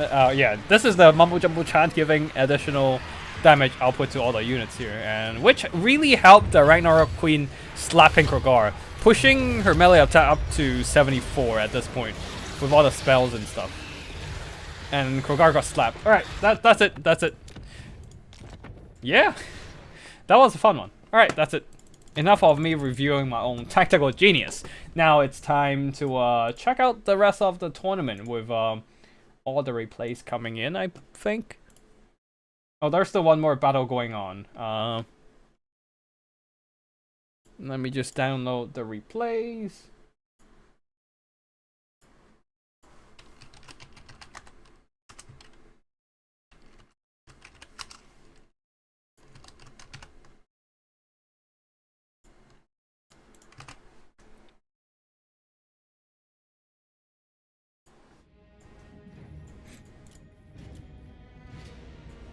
Alright. We do have quite a few to go through today. Let's see. This is what we started with. We haven't seen this one. This one we've already seen that one. That was an unfortunate Mustamundi there. Yeah, round 1. Tomb Kings versus Wood Elves. Let's start with that one. And then we just slowly go through everything. Curio going with Tomb Kings here. Front line of skeletons warriors. A bunch of. Oh, once again, it's basically the same build. A very similar, not exactly the same build I had earlier. We faced earlier. Front line of skeleton warriors, the Blast Legion of Akef, more skeletons, and in the sky some carrions, which didn't show up in our battle. Venom Knights of Asaph, the extended roster of Necropolis Knights, without anti-large, but very solid melee stats, and yeah, I don't know what's special about them. Are they just very solid in terms of melee stats, and that's about it? Yeah, I don't think there's anything especially interesting in their unit card. What else? Let's see. Where's the... Oh, the Storm Riders of a Kassar. Yeah, I think this is also just another unit of very solid melee stats. Other than that, we have a bunch of Skeleton Horsemen and Nekara Horse. Is there any? Yeah, Nekara Horsemen. So a lot of mobility, a shit ton of mobility, really. And wait, let's. Ooh, okay. It's a very strong faction after all, with the extended roster, but looks like the Wood Elves are coming in with a lot of armor piercing at the back line. There almost no missiles, just some Hokais of Drakira and actually a Dewa Scout as well. But the rest of the money just went into anti-large armor piercing melee.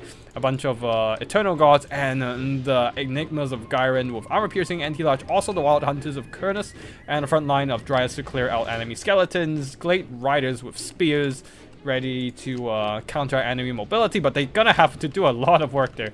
For Regiments of Renown, Wraiths of the Frozen Hearted as well, so that's 4. 5 is the Winter Heart Guardian, Unbreakable Regiment of Renown, Eternal Gods with Shield. Let's see what happens there as the Glade Riders are running straight into Skeleton Horses, and they're probably gonna get swarmed. Just staring at each other there, not really doing a charge, but it looks like the Glade Riders decided to back out immediately. But yeah, with the Chosen of the Gods on the Tomb King side, unleashing onto the enemy formations, the Enigmas of Gyren is not having a good time. Their armor also sundered by the Blast Legion. Not that they have a whole lot of armor to begin with. Looks like here comes the Venom Knights of Asaph, and the Wood of Archers are getting hammered pretty hard by all those. Yeah, by all those long-range firepower. The Chosen of the Gods really just hammering their formation. Not even the physical resistance of the Flesh to Stone can save them. As, yeah, the Glade Riders are also taking quite a bit of damage from the Storm Riders. The Wood Elves formation is in a bit of disarray already. Yeah. We shall see what happens, but looks like the Skeleton Mobility are wrapping around, readying for a rear charge. And that would be a big problem for the Wood Elves, as they are Their backline is pretty exposed at this point. A lot of their forces are committed to the front line or onto the flanks. They're trying to screen off enemy skeleton cavalry and carrions, and leaving these Hawkeyes of Drakira all exposed and ripe for the taking from those skeleton horsemen there. As the Winterheart Guards are committed to the front line as well. Yeah, just nothing is really defending the back. And I don't think these Glade Riders should have engaged in the front. They really should have stayed at the back there, let the Dreads deal with all the skeletons, and the Glade Riders can just fend off the skeleton horses. But it's too late now.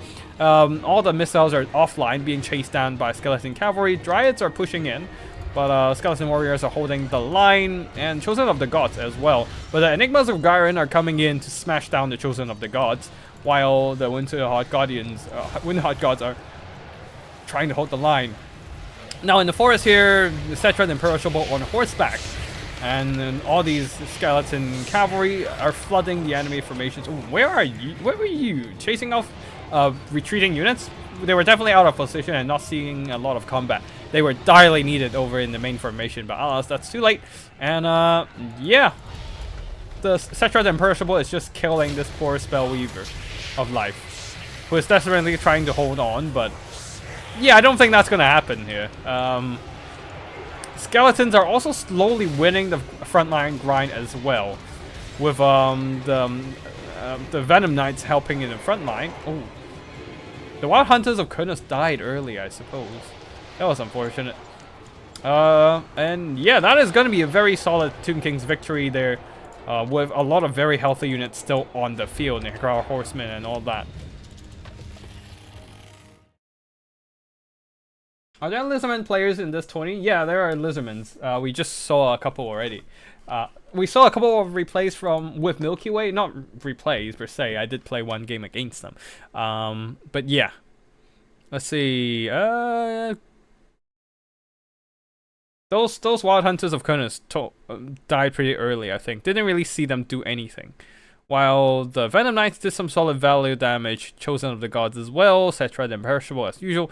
So Tomb Kings might be a bit too strong with the extended roster. I might need to limit them somehow. But yeah, very solid faction, very solid finish as well. A pretty dominant. Oh yeah, yeah, with the missiles shut down and the key mobility units also dealt with, the Wood Elves simply do not have what it takes to grind through all these Tomb Kings units, unfortunately. Yeah, sorry, I'm just gonna jump back again to see what happened to the Wild Hunters of Kurnos.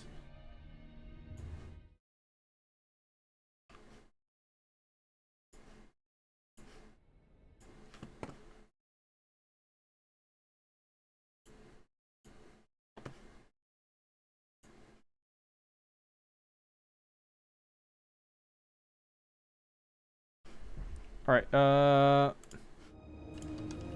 just fast forwarding. Didn't really pay attention to what happened to them. Seems like they just died. Oh no. They charged in, and then because they charged in, they got counter charge. Yeah. The Carrions baited out the Wild Hunters of Kurnos, and they just got hit hard. Just getting focused down, getting blinded by the explosion from the Blessed Blade of Patrai. I think that's the ability or item. Yeah, an explosion with blinded, in fact, -24 attack and defense. It's pretty damning with that kind of melee stats debuff. Like, it basically turns an elite unit into chaff immediately.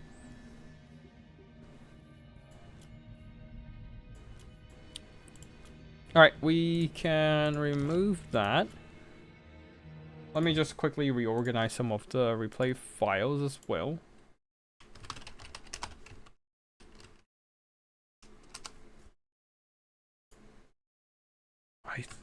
I think that's all. Right, right, let's see. I think that's all the replays we're getting today. Now, next up we have Raze with the Grand Cafe versus Dawi. That's two pretty campy factions. But the Grand Cafe army coming in with Felix, Ghost Trek and Felix. And wait, is that a Lord Magistrate? Now that would be a... Oh, the Lord Magistrate has a missile attack buff. Oh no. That's gonna hurt. Let's see the... Oh wait, no, that's Celestial General, never mind. Oh, just coming in with the Celestial Sweep for the armor piercing damage. Now, for the main army here, front line of long spears and some the Dune Dragon's Regiment of Renown, Celestial Dragon Gods.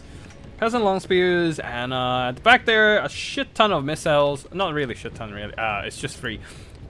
Grace of Kuei Ying, the Bandits of the Silver Road, which does have flammable effect for additional fire weakness. Synergizes great with the Grace of Kuei Ying, who also have fire damage, backed up by some Jade Warrior Halberds and Peasant Long Spears. Yeah, no caster at all. Just go trick Felix copying the Celestial General.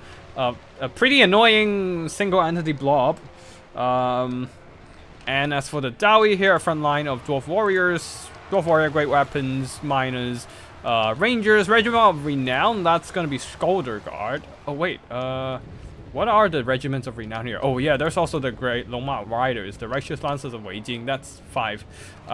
For the Dowie here, Scolder Guard, Dragonback Slayers, Peak Gate Guard, Grimdolvers, and the Brotherhood of Grimnir with Skyhammer. Just blasting the Empress Crowmen from afar. They might want to stay in the protection of these Grimdolvers, because if the Crowmen catch up to the Skyhammer, then that's going to be it for the Skyhammer. They're going to be finished off. But yeah, we shall see what happens here as the Dowie is holding their ground, dropping in arrows, crossbow bolts with the Rangers onto the Dune Dragons. They do have their bronze shield, so they're blocking some shots there, while the Scolder Guards... Oh no, Scolder Guards, they have absolutely horrible line of sight. They shouldn't be standing like... They need like an open line of sight to fire at enemies, because you can see they're not firing. They're not firing. They don't have a line of sight on their opponents. Skyhammer might be in a bit of trouble though, as the... oh wait, never mind. Oh yeah, as the Celestial Dragon Gods are just gonna annihilate them. Yep, just delete them straight up. Grimdolvers, you might want to turn around. Oh no, never mind. Yeah, the Skyhammers are just gonna get deleted from existence. Grimdolvers, you might want to turn around and aim down at the Empress Crowmen. Although the Rangers are done for. Yeah, this is where the Dowies needs to push as well. Especially with the Peak Gate Guard with the... oh yeah, this is where the Grimdolvers does best, just deleting units outright. But yeah, the Brotherhood of Grimnir, the Peak Gate Guard, they need to just jump into battle. Oh, the Scolder Guards are definitely deleting enemy infantry on the front line though. Getting some really good kills already, but that's also earning the ire of all these enemy armor-piercing missiles. And they're gonna get deleted. Yep, that's it for them. But yeah, these offensive infantry really needs to push instead of just standing back there, especially the PK Guard. I mean, they might take some losses as they push in, as they march forward, but it's better than just sitting back and wasting their time, I would say, especially the Brotherhood of Grimnir. They're needed in front line. Next up, it's going to be the Grimdolvers to get focused down by a bunch of Celestial Dragon Gods. And the Lord is probably... ooh, the Lord is not going to enjoy this. Yeah, the Lord is definitely not going to enjoy this. He's not a particularly great fighter, and he's up against an armor-piercing fighter. That's not good. PK Guard pushing in. The Brotherhood of Grimnir also moving up. But yeah, the Skyhammer rushing into the enemy face, and they got absolutely deleted from existence. They have amazing bombs, but you can only drop so many bombs if... oh, they're definitely getting some bombing runs done. Getting some good damage. But yeah, they're done for at this point. Just getting shredded with a suicidal bombing one. Kamikaze into death.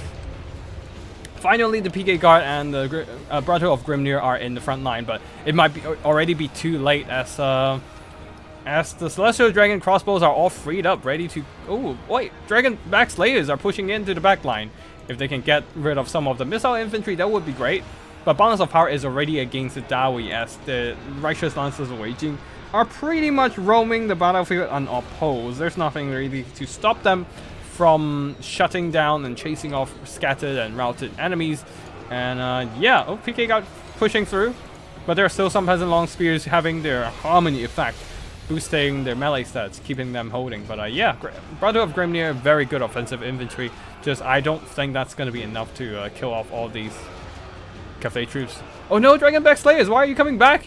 Keep pressing the enemy missiles. But yeah, I think I'm just going to fast forward here as the Righteous Lances with their armor-piercing charge slams into the back of the PK guard and shut them down. Brother of Grimnir, some of them pushing through, trying to get to the Celestial Dragon Guard, but that's not going to be enough there. Too many peasants stopping them in their way. Gotrek of Phoenix, as annoying as ever, being a single entity combo, and it's just, yeah, it's annoying to fight them. Alright, I think that's going to be GG here, as the last of the Dawi are just Slayers that will be soon killed to the last Dawi. Fighting to the very last Dawi, and yeah, that's going to be GG. Man, the Celestial Crossbows did so much freaking damage, and unfortunately the Dwarfs simply do not have any solution against them. The Grim Delvers did great with their burst damage, but unfortunately just got outranged by Celestial Crossbows and shredded from afar.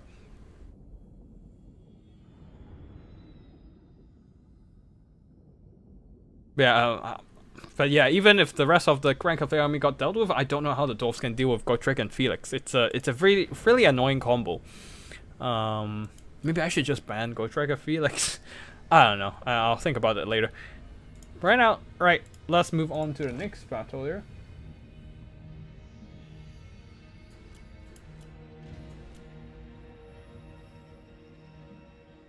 Vampire Counts versus Grand Cathay. Let's check this one out. And the Lion going with no Black Coach again. Damn it! Just bring a Black Coach. I want to see a Black Coach in action.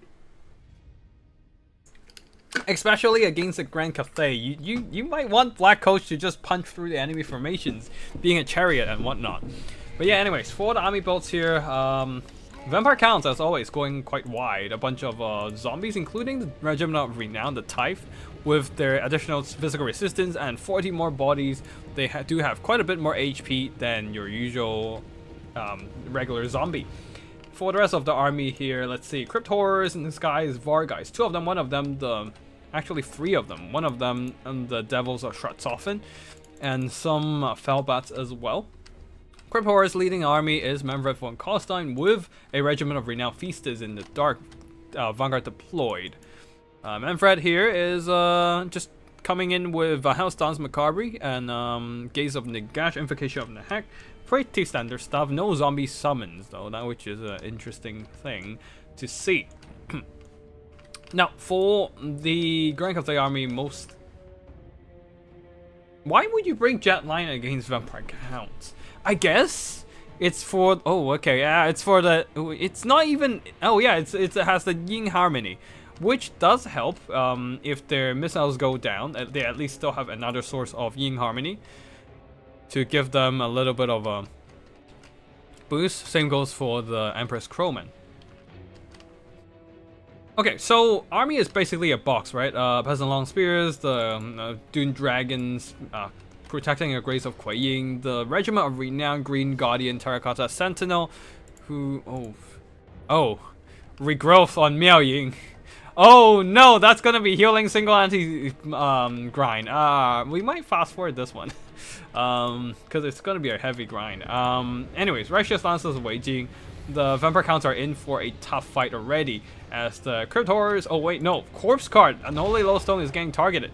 But Gaze of Nagash there, blasting the Grace of Kuei Ying to thin them out and also just disrupt their shooting for a bit there. Not gonna be anything crazy, but it's damage, I guess, and the Corpse Card is just absorbing all the damage. Absorbing, not really the right word there, but taking a heavy beating for sure. Manfred might want to just get closer and drop a breath attack here or there, but yeah, the Corpse Guard is not going to be there for long. Jet Line jumping in. Crypt Horrors are going to be committed to the front line, but they're going into Peasant Long Spears, so that's not going to be a great fight for them. And Flyers are coming in, and the Vanguard deployed Crypt Ghouls are not really in position. Anyways, some Varguys are jumping down, while over here Varguys also jump. Oh wait, no, the Crypt Horrors are getting absolutely slapped by a combination of Dune Dragons, bombs? No, not really. Oh, Dune Dragons eating a breath attack. Really great breath attack from the Vampire Counts there. And yeah, Looks like the Devils of Struts often try to cycle charge the enemy long spears, but I feel like they would probably be better charging something Hammer and Anvil, some Peasant long spears in the front line instead. Over here, Varga's doing a lot better, just eating up all those Grace of Kuei-Yin. But yeah, the Dune Dragons and the single entity blob is going to be a big problem for the Vampire Counts to deal with. How are they going to knock that one down? That is the real question here, all these single entities. And Miao Ying has transformed into a dragon form. Oh no! Oh no, Empress Crowman and the Righteous Lancers of Wei Jing are chasing down the Devils of Shartsofen, who does not have any support right now. Yeah, that is not great. They're down to half health, less than half health now actually. And nothing's gonna go there to save them. They're just gonna be left to dry and die. The Tyve is still fighting on the ground, but how much can he do right now? I have no idea. Feasters of the Dark has finally committed to the fight, but they're gonna be that's gonna be an uphill battle for them against all the Dune Dragons and whatnot. Devils of Shartsofen has gone down. All of them has crumbled back to death, true death, not the undeath, fake death. And yeah, things are not going. Wait, did Manfred just? Oh no, Manfred tried to aim at the Dune Dragons, but I think the breath attack got janky and just blasted a bunch of zombies instead. That was unfortunate. And yeah, I think that's gonna be GG for the Undead. Like, yeah, what can they do at this point? Skeleton Warriors, Königstein Stalkers. They could be thrown into battle, but they're just gonna get grind down by the spear wall of Cathay. Yeah, that's a rough one. I'm just gonna fast forward as Manfred just watching his forces dwindle in front of the grindy Cathay and couldn't really do much about it. Breath attacks are nice, but they can only do so much damage. And that's gonna be GG, I think.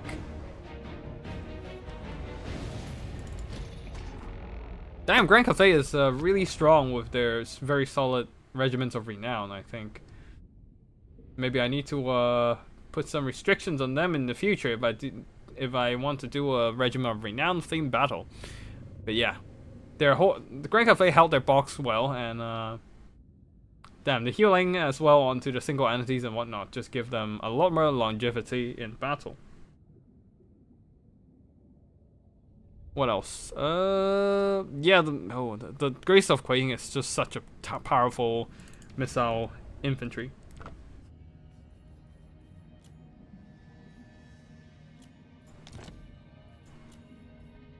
Alright, next up, Skavens versus...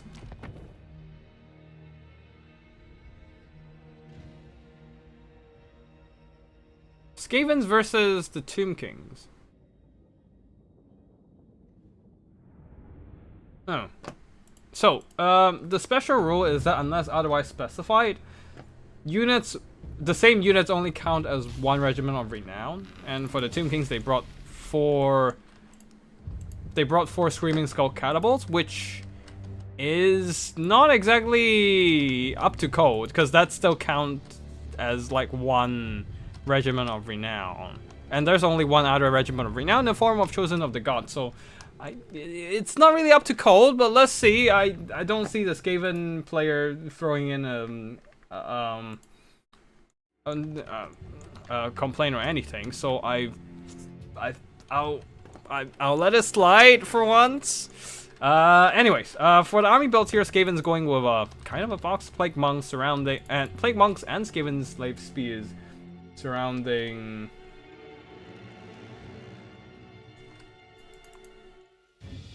Skaven Slave Spears and Skaven Slaves just surrounding the Missile Core, kind of. It kicks Zap here, being the only missile really. Morsketal's Hellion, Ixchia's Triads, Gracier of Plague, Pit Fighters of Hell's Deep, and leading the army is Gracier of Plague with Vermintide, Dreaded 13th, and yeah, that's about it. The Bound Scorch, of course, on the Plague Furnace. And some Wolf Rats. Fungar deployed. No more Wolf Rats? Yeah, just one unit. Oh. One unit of Wolf Rats and one Teeth Breakers hiding in the forest, being quite afraid of enemy artillery. Now for the Tomb Kings here, just a box of skellies surrounding 4 Screaming Skull catapults. Chosen of the Gods, Necropolis Knights guarding the center, and a bunch of Carrions leading the army is Arcane the Black. Yep, so artillery coming in, blasting, but not really knocking out the Screaming Skull catapult. And once the Screaming Skull catapult can get in range, that XXF's days are numbered, because that's 4 artillery versus 1. Even with the shitty accuracy of the Screaming Skull catapult, that's still probably gonna delete the XXF with no issue at all. Oh no! XXF, what are you doing? Don't aim at the Arcane the Black Witch is out of your line of sight. Don't do it. They're trying to push up and try to get a line of sight onto Arcane the Black. That's not happening. And the 4 Screaming Skulls continues to hammer the XXF. This is what you need to do, right?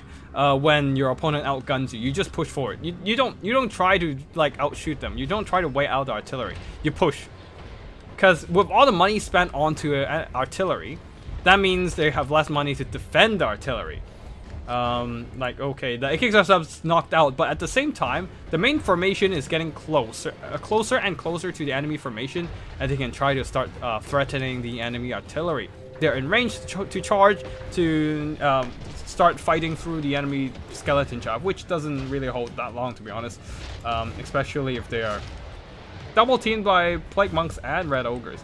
But we shall see what happens there. The Morskatars Hellion went in a little bit too early and overstayed his welcome, probably just getting blasted by Chosen of the Gods. Nice use of the Dreaded 13th, seeing that the Chosen of the Gods is right behind the lines, dropping the Dreaded 13th onto the Skeleton Warriors, exploding them, and at the same time the Storm Vermins are spawning, rushing out of the spawn point, rushing straight into the Chosen of the Gods. Plague Monks are engaging Skellies now, and Pit Fighters of Hell's Deep are going in. Thief Breakers are moving out of the forest as well, as the Gixabs on the far side are making their way towards the white line. However, good news is that the Red Ogres are getting close, and they are now threatening those Screaming Skull catapults, engaging them in melee combat. Even Scorch onto the enemy skeletons means that they are now thinned out and would not last as long in front of the Plague Monks. These Plague Monks are kind of forgotten though. Although there is here comes the either Skeleton Summon or Tomb King's army ability. Yep, the Ushapti summons is being dropped out. Ooh, Teeth Breakers, as they approach the enemy formation, they are getting hammered by the Screaming Skulls. But the Screaming Skulls themselves are getting dragged into melee, and Morskatars Hellion, after taking some damage in the front line earlier, he is able to lock onto Arcane the Black, who does not have any protection right now, as the Necropolis Knights are too busy getting tied down by the Ixchia's Triads. And the Skavens are making it. They might be able to make a comeback despite losing the artillery early. Wolf Rats are rushing in from behind, just tying enemy missiles down, making sure they can't keep firing. There's still one Screaming Skull online, and the Carrions are chasing off the Teeth Breakers, but all the Skavens are just committed to the front line now. Why is the sound is bugging out? I'm not sure why. Okay, but I think it's the Purple Son of Zeruz. It bugged out the sound, but anyways, the Purple Son of Zeruz right in the middle of the Skaven blob, nuking the Ixchia's Triads and Plague Monks, and everything's routing in the Skaven center formation, but they have managed to shut down most of the missiles, and Arcane the Black is on the verge of death. If they can kill Arcane, that would be huge. The reason why there's a huge break is not only because of the Purple Sun, but also an overcast version of Doom and Darkness, minus 16 leadership, for dumping a lot of units just enough into that minus negative leadership territory, and they were forced to rout. And looks like Arcane the Black is trying to run for his life, but here comes the Wolf Rats, who are slightly faster, actually noticeably faster than his skeleton mount, and also a tired one.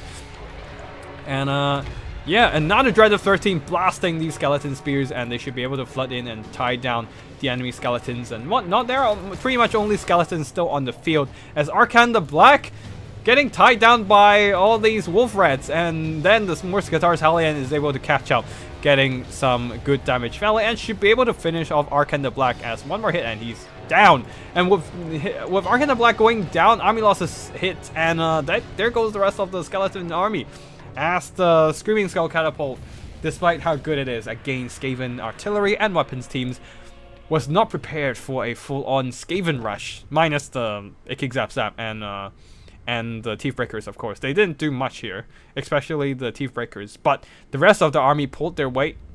They are outgunned, but they took an aggressive stance. Just start pushing. The moment they realize they're not going to win that missile fight, they start pushing. I mean, they still hold their formation, taking a relatively cautious approach instead of just bum rushing.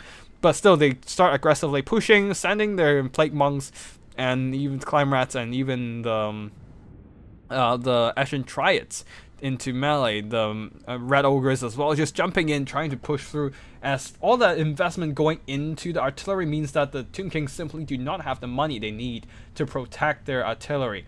These are only skeletons and they are quite fragile, quickly breaking, collapsing under the weight of Plague Monks, dreaded 13th spell, and of course the Red Ogres jumping in as well, and they were quickly dealt with. And once these skeletons are cracking, that means there are exposed artillery to be shut down, and yeah, the Screaming Skulls, only one of them earned back their value, the others not so much. And neither did the Necropolis Knights, who was bogged down in a bunch of extra Triads, which are exactly designed to kill large armored entities. And Arcana Black did some good damage value, but unfortunately, the Skavens just win out in most of the other engagements. Even the Chosen of the Gods were tied down pretty hard by enemy melee troops. GG to both players there, and a very nice game indeed. Contrarian Codex, thanks for the super chat, I appreciate that. But yeah, I mean, I'm just having fun. I love having seeing these random meme tourneys, and yeah, great stuff. It did say each for the extended roster, but not for. Oh no, so what I said is unless otherwise specified, if you look into the special rules, unless otherwise specified, multiple of the same units still count as one RoR. But I mean, you lost it, so it doesn't matter. You lost the fight. Rope break doesn't matter, right? Yeah. So yeah, no worries. Like it's just a casual 20. Just make sure you pay attention next time, something like that. Yeah. Don't worry about it too much. Yeah. Funny battles ongoing. What's next? We're done with this one. We're just gonna delete that. Green skins versus Tomb King, that's us. VC versus Wood Elves. That's a interesting matchup. Yeah, well, I skipped that line. Ha! That's a. It's just like a typical Warhammer player. You don't read rules. I'm not saying the Warhammer. I'm not saying the Warhammer Total War game. I'm saying the Warhammer tabletop game. Not that I play Warhammer tabletop anyways, but still. Alright, so, army builds. Undead, the Vampire Count's going with a front line of zombies and a bunch of... a second line of skellies, feasters in the dark. They're stalking, so yeah, you can't actually see this unit on the field as an opponent. So you're just gonna see like one empty space, and you're gonna be guessing what's gonna be there. But yeah, chances are you know that it's gonna be the Regiment of Renown Crypt Ghouls. Anyways, back there we have some Varix Reavers, Black Knights, and Dire Pack, with some Blood Knights flanking and Felbats as well. In the sky, Manfred von Carstein leading the army with Fate of Buna, Invocation of Nahak, Gaze of Nagash, and that's it. No zombie summon either. On the other side, for the Wood Elves, a bunch of Deepwood Scouts, Hawkeyes of Drakira, Wraiths of the Frozen-Hearted Wild Hunters of Kurnos, Glade Guards, Lost Sylvan Knights, a very powerful cavalry indeed with armor piercing. The Terror doesn't do anything, but just still very solid as a cavalry whatsoever. Glade Riders, spell support is a Spell Singer, and Spell Singer of Shadows. No healing. And leading the army is a Glade Lord, Glade Lady to be exact, Prey of Enephrema and Arrows of Kurnos, with Firebach Elders right next to her. Yeah, that's it for the army builds, and let's go into normal speed as the Deepwood Scouts are firing already, but not really hitting anything. So Manfred very nimbly dodging on his rather bulky zombie dragon. Feasters of the Dark are still hidden, so nobody's seeing them right now. Deepwood Scouts might want to start firing, but these are all skelly, so it's not worth it for the ammo. Gotta reserve it for something more worthy. I mean, you can probably shoot at the Feasters of the Dark. Oh no! What are you doing? Don't use Melkovs onto... Oh no. Glade Riders got caught by the Black Knights and they're probably gonna be dead. Yeah, and the Felbats sacrificing themselves to pin down the Wild Hunters of Kurnus. So the Verix Reaver... Oh, never mind. Verix Reaver is eating a lot of arrows from afar. And will be pinned by a Prey of Anathema and just get shredded by long-range firepower. But there are not enough melee troops to block the incoming zombies though. The Debo Scouts and Hawkeyes of Drakira are forced to pull back, letting the Race of the Frozen Hearted to take the fight there.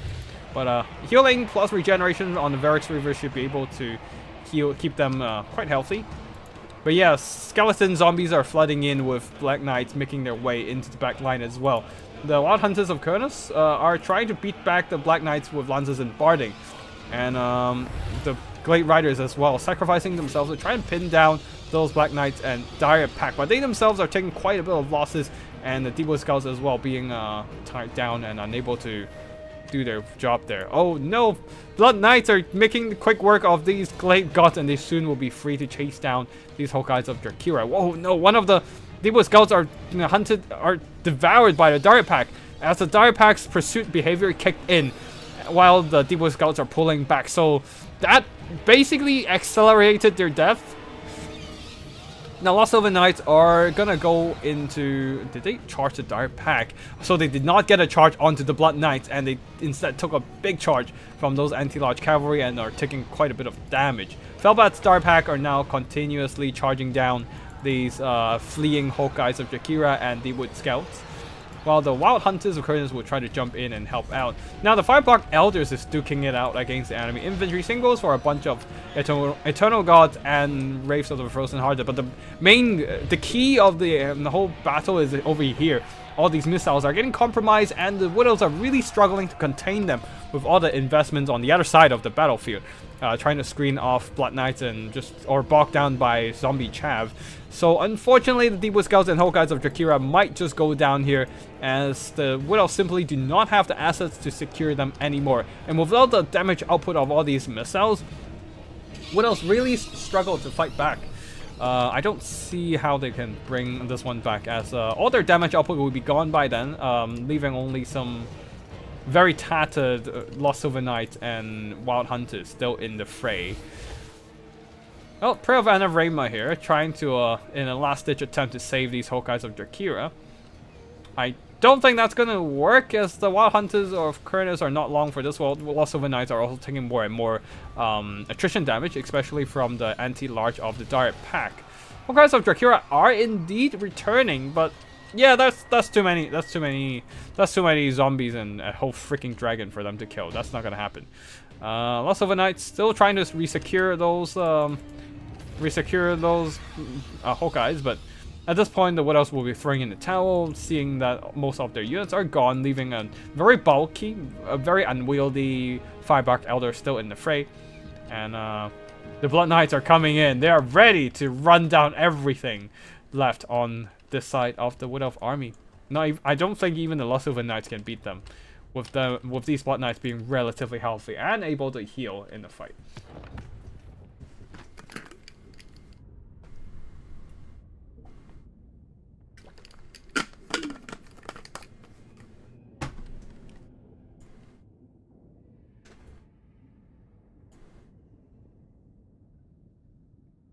But yeah, too many missiles, too little assets to protect them, which is unfortunate. Which is I feel like what most Wood Elf armies run into as a problem.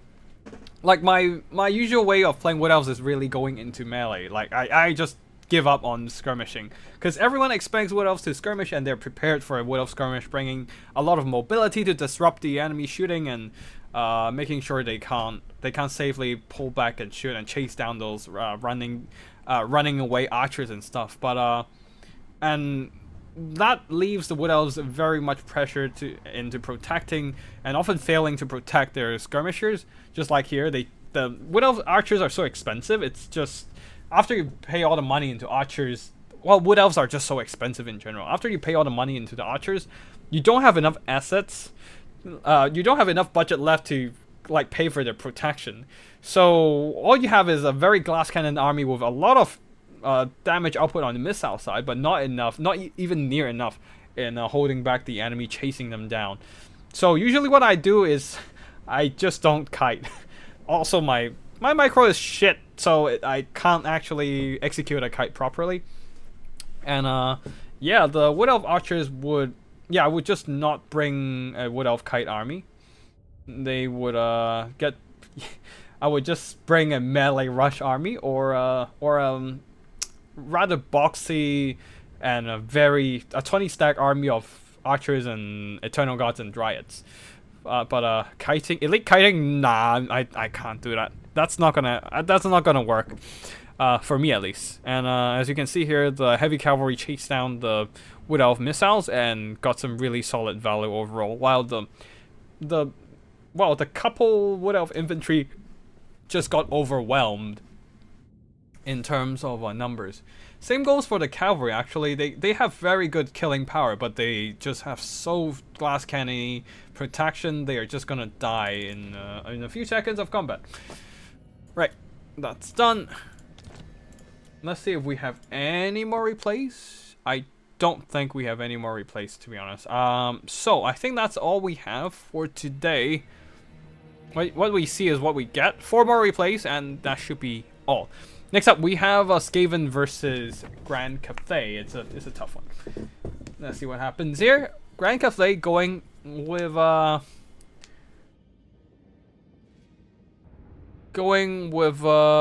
let's see, Grand Cathay going once again a box army with single entity spams, but this time no more giant sentinel, just Miao Ying with regrowth with 2 jet lions, not the conventional pick for sure, but the jet lions do have that missile mirror to reflect those Skaven's artillery weapons teams volleys back at their own formation. Oh, the avalanche monsters might need to be careful there. Because that missile mirror is gonna be a pain in the ass to deal with. They might just get accidentally bombed on their own. Oh no! The missile mirror is coming in! They don't want to shoot. They need to stop shooting right now. But yeah, okay, so slow down, let's slow down. For the Grand Cathay, Peasant Long Spears, Dune Dragons, one already getting targeted by a plague, Brass Orbs ability, I think. Bandits of the Silver Road, Grace of Kuei Ying, Peasant Horsemen, Empress Crowman, Righteous Lances of Wei Jing, and yeah, that's it. That's not 5. I don't think. Wait, hold on. 1, 2, 3, 4. Oh wait, 5. Never mind. That's 5 regiments of renown. Jace Lances, Peasant Horsemen, and on the other side of the battlefield, the Skavens, we have the Morse Guitars, Hellion, a Kick Claw, a front line of Clan Vulcan Tail Slashers, Clamorat Spears, and Skaven Slaves, backed up by Avalanche Mortars, Nativo Sharpshooter, Red Ogres, and some Dwarfing Menace Skaven Slaves as well. Night Runners on the flanks for a bit of skirmishy presence. So yeah, Morse Guitars, Hellion, and a Kick Claw just pushing up. But let's see. I think the Avalanche Mortars are safe to fire again. Oh, no, looks like another missile mirror coming in. Just keeping them silenced for now. Dropping in all those missile mirror. I mean, they're bound. Oh wait, no. Miao Ying herself has missile mirror as well. So really spamming those missile mirror to deny deny the Skavens from using their artillery. But once again, it's 1 out. So maybe it's time to start bombing. But yeah, enemies are not in range anyway, so they can wait a bit. Okay, now the Peasant Long Spears are in range, so maybe it's time. The Morse Guitars, Hellion, all the work we've seen it done earlier. However, it's not exactly great for oh wow, oh yeah, Avalanche Mortars deleting Peasant Long Spears as expected. Oh, okay, never mind. More missile mirror. The Skavens might want to just stop that from firing if they can even notice it. But yeah, 1 Peasant Long Spears deleted. Well, or at least half a unit deleted. While the Skavens are holding their position quite well, but the Peasant Horsemen jumped onto the Natty Boobles and are able to shut them down with the Crowmen jumping in as well. The Red Ogres will be making them pay for their transgression, but the Natty Boobles have been routed and might be a bit too late for that. Are we seeing a Flensing Rune? No Flensing Rune so far. I guess it's just not worth it with the regrowth available on Miao Ying for now. Alright, Flensing Rune coming in. While the Musketeers Hellion has been routed. Avalanche Mortars continues to fire, this time at the Dune Dragons, but they need to just shoot at the Grace of Kuei Ying at some point. Oh yeah, the Avalanche Mortars deleting late infantry. That is exactly what they're designed for. Alright, never mind. Another missile mirror, just silencing them for a prolonged period of time. With all those missile mirror spells. Very nicely done with the missile mirror spam from Race there. Denying Skavens from their most valuable asset. And on the far side, Musketeers Hellion is getting escorted off the battlefield, which is unfortunate for the Skavens for sure. Their best bet in killing Miao Ying is that single entity fighter. Avalanche Mortars are disrupted by the Jet Lion, but now they're back online again. They also suffered the volley from the Grace of Kuei Ying, so that's not ideal. Anyways, the Dwarfing Menace are plowing into the enemy missiles, trying to shut them down. No, Avalanche Mortars, shoot at the Grace of Kuei Ying. Stop shooting at your own troops. All right, I mean they killed the Dune Dragon, so that's great for them. But here comes Miao Ying again. And there's no more assets nearby to stop her from shutting down the Avalanche Mortars. Now the Avalanche Mortars are aiming down at the Grace of Kuei Ying, which is great. Doing some great damage. But what are they gonna do against Miao Ying? Oh no, Miao Ying just slaughtered these Avalanche Mortars. God damn. Okay, oh no, that's not great for the Skavens at all. But balance of power is still in the Skaven's advantage, I guess. But remember, this is Miao Ying and she has healing. She has a lot of regrowths available once she goes back into human form. So, yeah, that is not ideal. At least the Skavens are making great progress in pushing back the enemy missiles. So they probably can just make sure they chase them down. We'll see what happens. But Miao Ying is gonna be a pain in the ass to deal with for sure. And there are still multiple Jet Lions on the field, providing that Yin harmony effect to the Yang harmony units. Alright, at least the Grace of Kuei Ying and Bandits of the Silver Road will be escorted off. And these Night Runners need to make sure all their shots are on to Miao Ying. But Miao Ying turned back into human form, so chances are she's gonna start using those regrowth. Flensing Ruin is on her now, still trying to drain her down. It was an overcast and a bit of miscast damage onto Ikit Claw, which is quite unfortunate. We might be seeing a regrowth soon, since there's a... She turned back into human for a reason. Now the Dwarfing Manas are going after the Grace of Kuei Ying, trying to make sure that the Skaven is no longer under threat of enemy missiles. The great news for the Grand Cathay Army is that their mobility is still pretty much intact. The Great Longmar Riders, the Regiment of Renown, Righteous Lances are still on the field. Jade Lancers are still relatively healthy. And the two Jet Lions are still alive, still able to... oh no! Here comes the regrowth onto Miao Ying. This is gonna be a pain in the ass as he can regrowth herself. She can regrowth herself, wait for the healing to just come through, and then turn back into human form. Oh, Climb Vulcan's Tail Slasher would be great in this instance to cut down the healing, but they're on the other side of the battlefield, unfortunately. So no fire damage onto Miao Ying for sure. Now the Jade Lancers are pretty bogged down by all these Skavens, but they are routing a bunch of Skavens with the help of the Jet Lion. And Miao Ying is down up to almost, yeah, 2/3 of her HP. Things are not looking great for the Skavens now. The balance of power is slowly ebbing back into the middle. And a lot of their units are on the run. While the Skavens unable to catch up with the enemy cavalry, just have to look at them being chased down by all these Grand Cathay units. While Miao Ying is just chilling in the fight over here, with nothing really to shut her down. At least the cavalry of the Grand Cathay Army is taking more and more attrition losses, but same goes for the Red Ogres, the main damage dealers of the Grand Cathay Army. Oh, of the Skaven Army. Grand Cathay doesn't have Red Ogres. And yeah, no more Red Ogres. Grace of Kuei Ying came back? That might be... no, never mind, they routed. Fast forwarding right now as the Skavens finally remember to capture the point.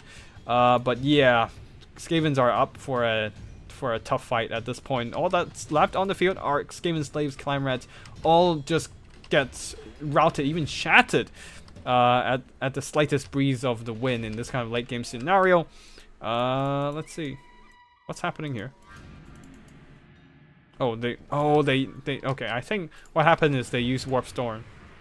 Howling Warp Gale to lock down the Righteous Lances on the ground. But right now, Skavens only have some very healthy Skaven slaves and a pretty tattered, beat up a Kick Claw still on the field. And I don't see how they're gonna win this one at this point. Meng jumps in, Righteous Lances Wei Jing jumps in. And yeah, that's gonna be GG as a Kick gets routed. Army losses hit. And victory belongs to the Grand Cathay with a very clutch comeback. The heal on the regrowth on Miao Ying is so key here. Just keeping her alive into the late game. She would probably be dead if not for the healing. But yet she stays alive with that one Jade Lancer doing a ton of heavy lifting, chasing down all those routed, chasing down routed Skaven troops, shocking existing Skaven troops into a rout and chasing them all the way off to the edge of the map. Same goes for the Righteous Lances of Wei Jing. And the missile mirror spam denying the avalanche mortars from using their missiles for like half of the battle. And by the time they get the few volleys out, the Miao Ying and other like mobility threats are on top of them, and they were unable to maximize their value.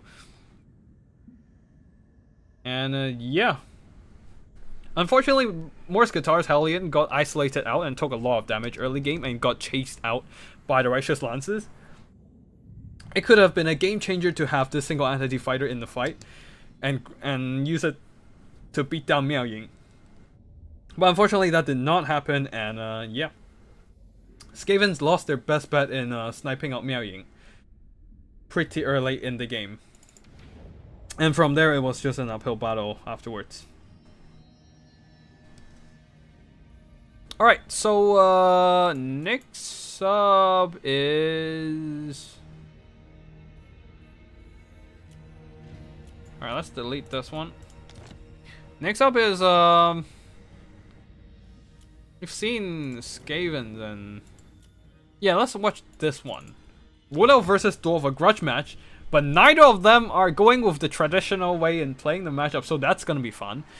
Because normally you would see Dwarfs going like missile spam and the Wood Elves tries to kite them. Usually Wood Elf is on the receiving side of like, is of the beating because they're just so disadvantageous in this matchup.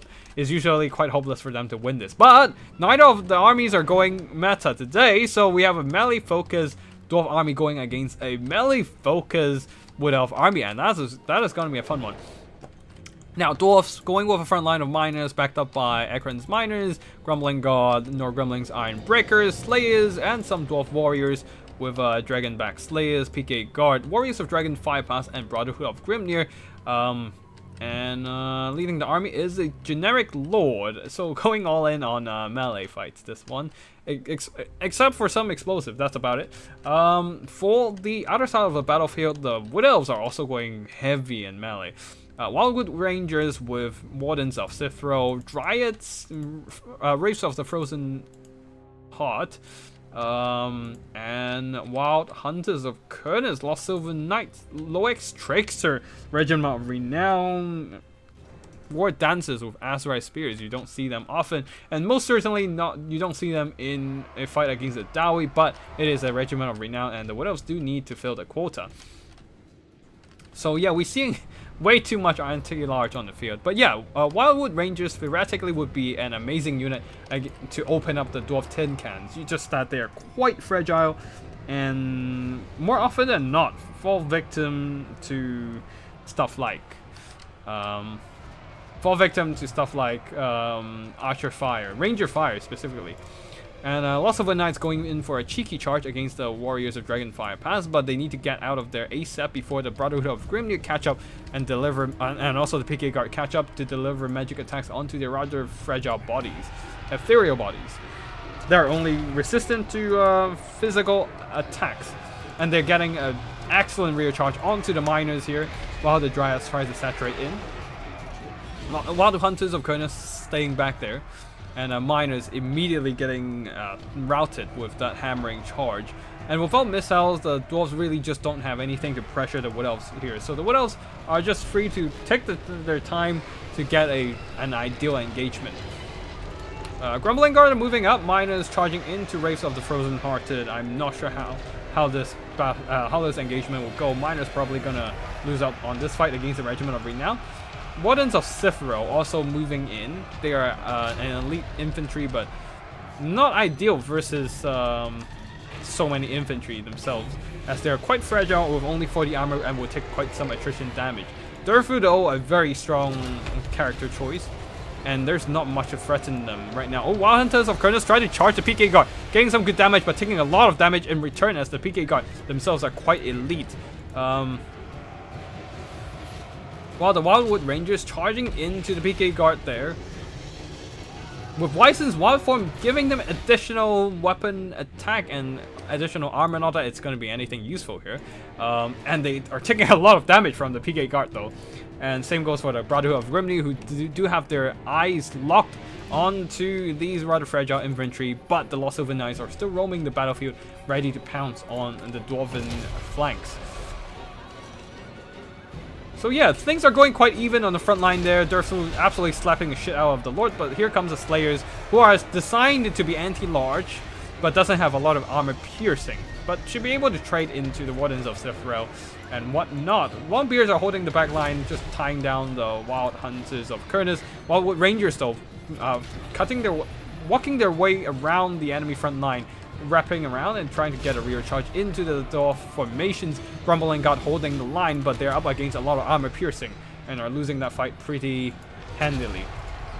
The Slayers should be able to reinforce and provide an unbreakable anchor to the battle here. Oh no, the Ekron's miners are engaged in melee instead of throwing explosives. They need to dunk their explosives into the low Tricksters and Wardens of Sithro and do as much damage from afar as possible, but I don't think they're gonna do it right now. Wait, they might be able, they're freed up from melee now, beating back those strides, but here comes the Lost Silver Knights. The Gremlings Ironbreakers should be able to hold their own, no problem here, though they do suffer quite a bit of a debuff from the Curse of Wandering Air. But the Dwarves are grinding it out. Their lord isn't, but the troops are grinding it out. But Durfu, though, still a big threat in this kind of scenario. No, Ekron's miners, what are you doing? Throw your explosives! No! Anyways, with the Brotherhood of Grimnir close by, the Lost Silver Knights are forced to pull back, unless they want to fall victim to those magic attacks with very high melee attack stats. And the Wood Elves are slowly pushing up ahead in balance of power, probably because their low Tricksters are still very much healthy, and of course Durfu is still there chilling, while the Dwarf Lord is dead, I think. I don't see him, so I assume he's... Oh wait, no, Dwarf Lord is routed, very battered as well. Yeah, no, Gremlings, use your explosives! You need to throw your explosive to nuke those Wildwood Rangers and stuff. Like, don't... we saw the Beyblade spin on the Brotherhood of Grimnir. But right now, balance of power is still dead even. It's still anybody's game at this point. Looks like there is a curse of on-right air. Oh, wait. Sword of Dave onto the dwarf troops. Luckily, they do have some spell resistance. I don't know if that works on Sword of Dave, though. But yeah, Dragon Back Slayers are duking it out just fine. Same goes for the Brotherhood of Grimnir, and if they can get a surround onto Durfu, that should be huge for the Dowie. But yeah, no, Gremling Ironbreakers, they are surrounded, rear charged by the Lost Silver Knights, taking a lot of AP damage, and Durfu coming in as well. Loix Tricksters also doing great melee attack damage. They turn on their Shadow's Coil, so they have additional melee defense, just no melee attack at all. But that means they should be able to hold in the combat for a prolonged period of time, except when they are attacked from the rear. That doesn't count. But yeah, Dragonback Slayers are still very much healthy, and that would be huge if the Dwarves can just duke it out till the very last Dowie alive. But the biggest mistake, I would say, is just forgetting to use the blasting charges and sending those explosive-bearing infantry into melee. So that's not ideal, but if they can get out a volley onto these lowest tricksters in the late game, that would still be huge. It could have been used earlier and thin out the enemy infantry even faster, but alas, it is what it is, so they just have to duke it out right now. Our Gremlins, as always, a very tough infantry, holding their ground. Oh, here comes a regrouped unit of Wild Hunters of Kurnus delivering a rear charge, but there's no large target in sight, so the anti-large bonus doesn't work. Lost Silver Knights charging into the Warriors of Dragonfire Pass and should be able to run them down pretty handily. The Dwarf Blob is holding with a bunch of unbreakable units and are doing good damage to Durfu over time. Those Brotherhood of Grimnir, man, getting some good work done. 50 attack, 59 melee defense, and yeah, getting a surround onto Durfu would be huge. And same goes for the Dragonback Slayers being unbreakable, and the Norgrimling Ironbreaker is also being near unbreakable. While the Wood Elves, every cycle charging, every time they charge in troops into the fight, they're suffering attrition damage. And Durfu really needed the Flock of Doom, but unfortunately he didn't have any in this fight, so yeah, he just have to duke it out and grind it down. We'll see what happens here. Not necessarily hold on a second. Not necessarily a great fight for the Dawi here, but not great for the Wells either, as their troops are slowly dwindling every time they cycle charge in. They suffer some kind of attrition losses. If anything that can beat Durfu, it's an unbreakable army of Slayers.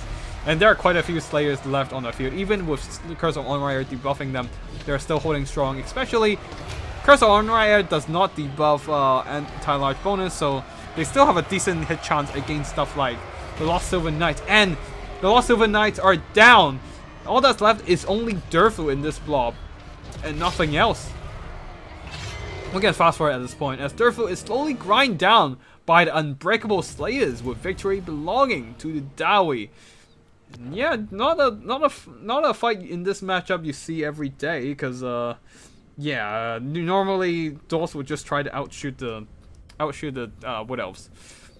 But yeah, very good damage from these magic attack infantry there, and the Dragonback Slayers holding on till the end as well, being a bastion of strength for the Dawi, and also grinding down Durfu in the end. PK Guard holding on strong. Same goes for the Norgrimling Ironbreakers. Slayers did really well. They have very solid melee stats after all. So even if they're not against a large target, they can still do good. They can still trade okay, as long as it's not like fighting cheap chaff where they can't earn back their value with every hit they land. Durfu tried his best, but he needed that Flock of Doom. He didn't have Flock of Doom, so all those Curse of Onraya just doesn't really cut it.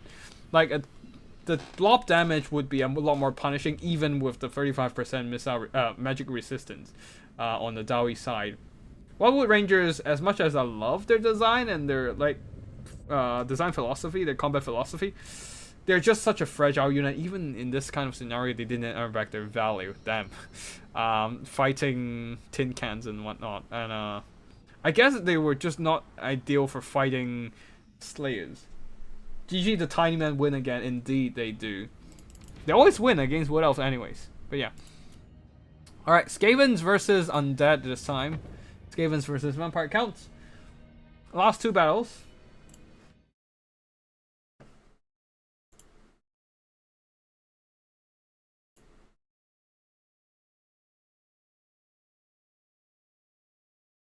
Hold on. I feel like, hold on a second.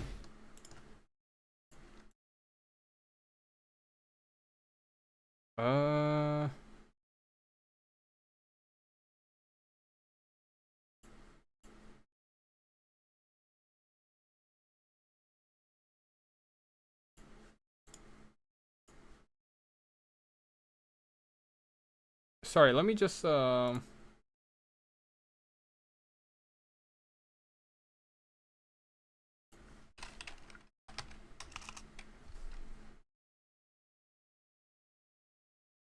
Alright, sorry. Seems like a bot joined my Discord, so I had to quickly kick them out first. Anyways, army builds here for the Undead versus the Skavens. Skavens going with a front line of Clanrats, backed up by some Avalanche Mortars and Teeth Breakers with Poisoning Globes ready to go. A bunch of Skaven Slaves, and backed up by Red Ogres, the Dwarfing Manas Wolf Rats, And what else? Teeth-breakers, Morsqueta's Hellion once again. Leading the army is a Gracier of Ruin Magic with Warp Storm Scroll, Dread of 13th spell, Howling Warp Gale. And yeah, that's it for the army build of the Skavens.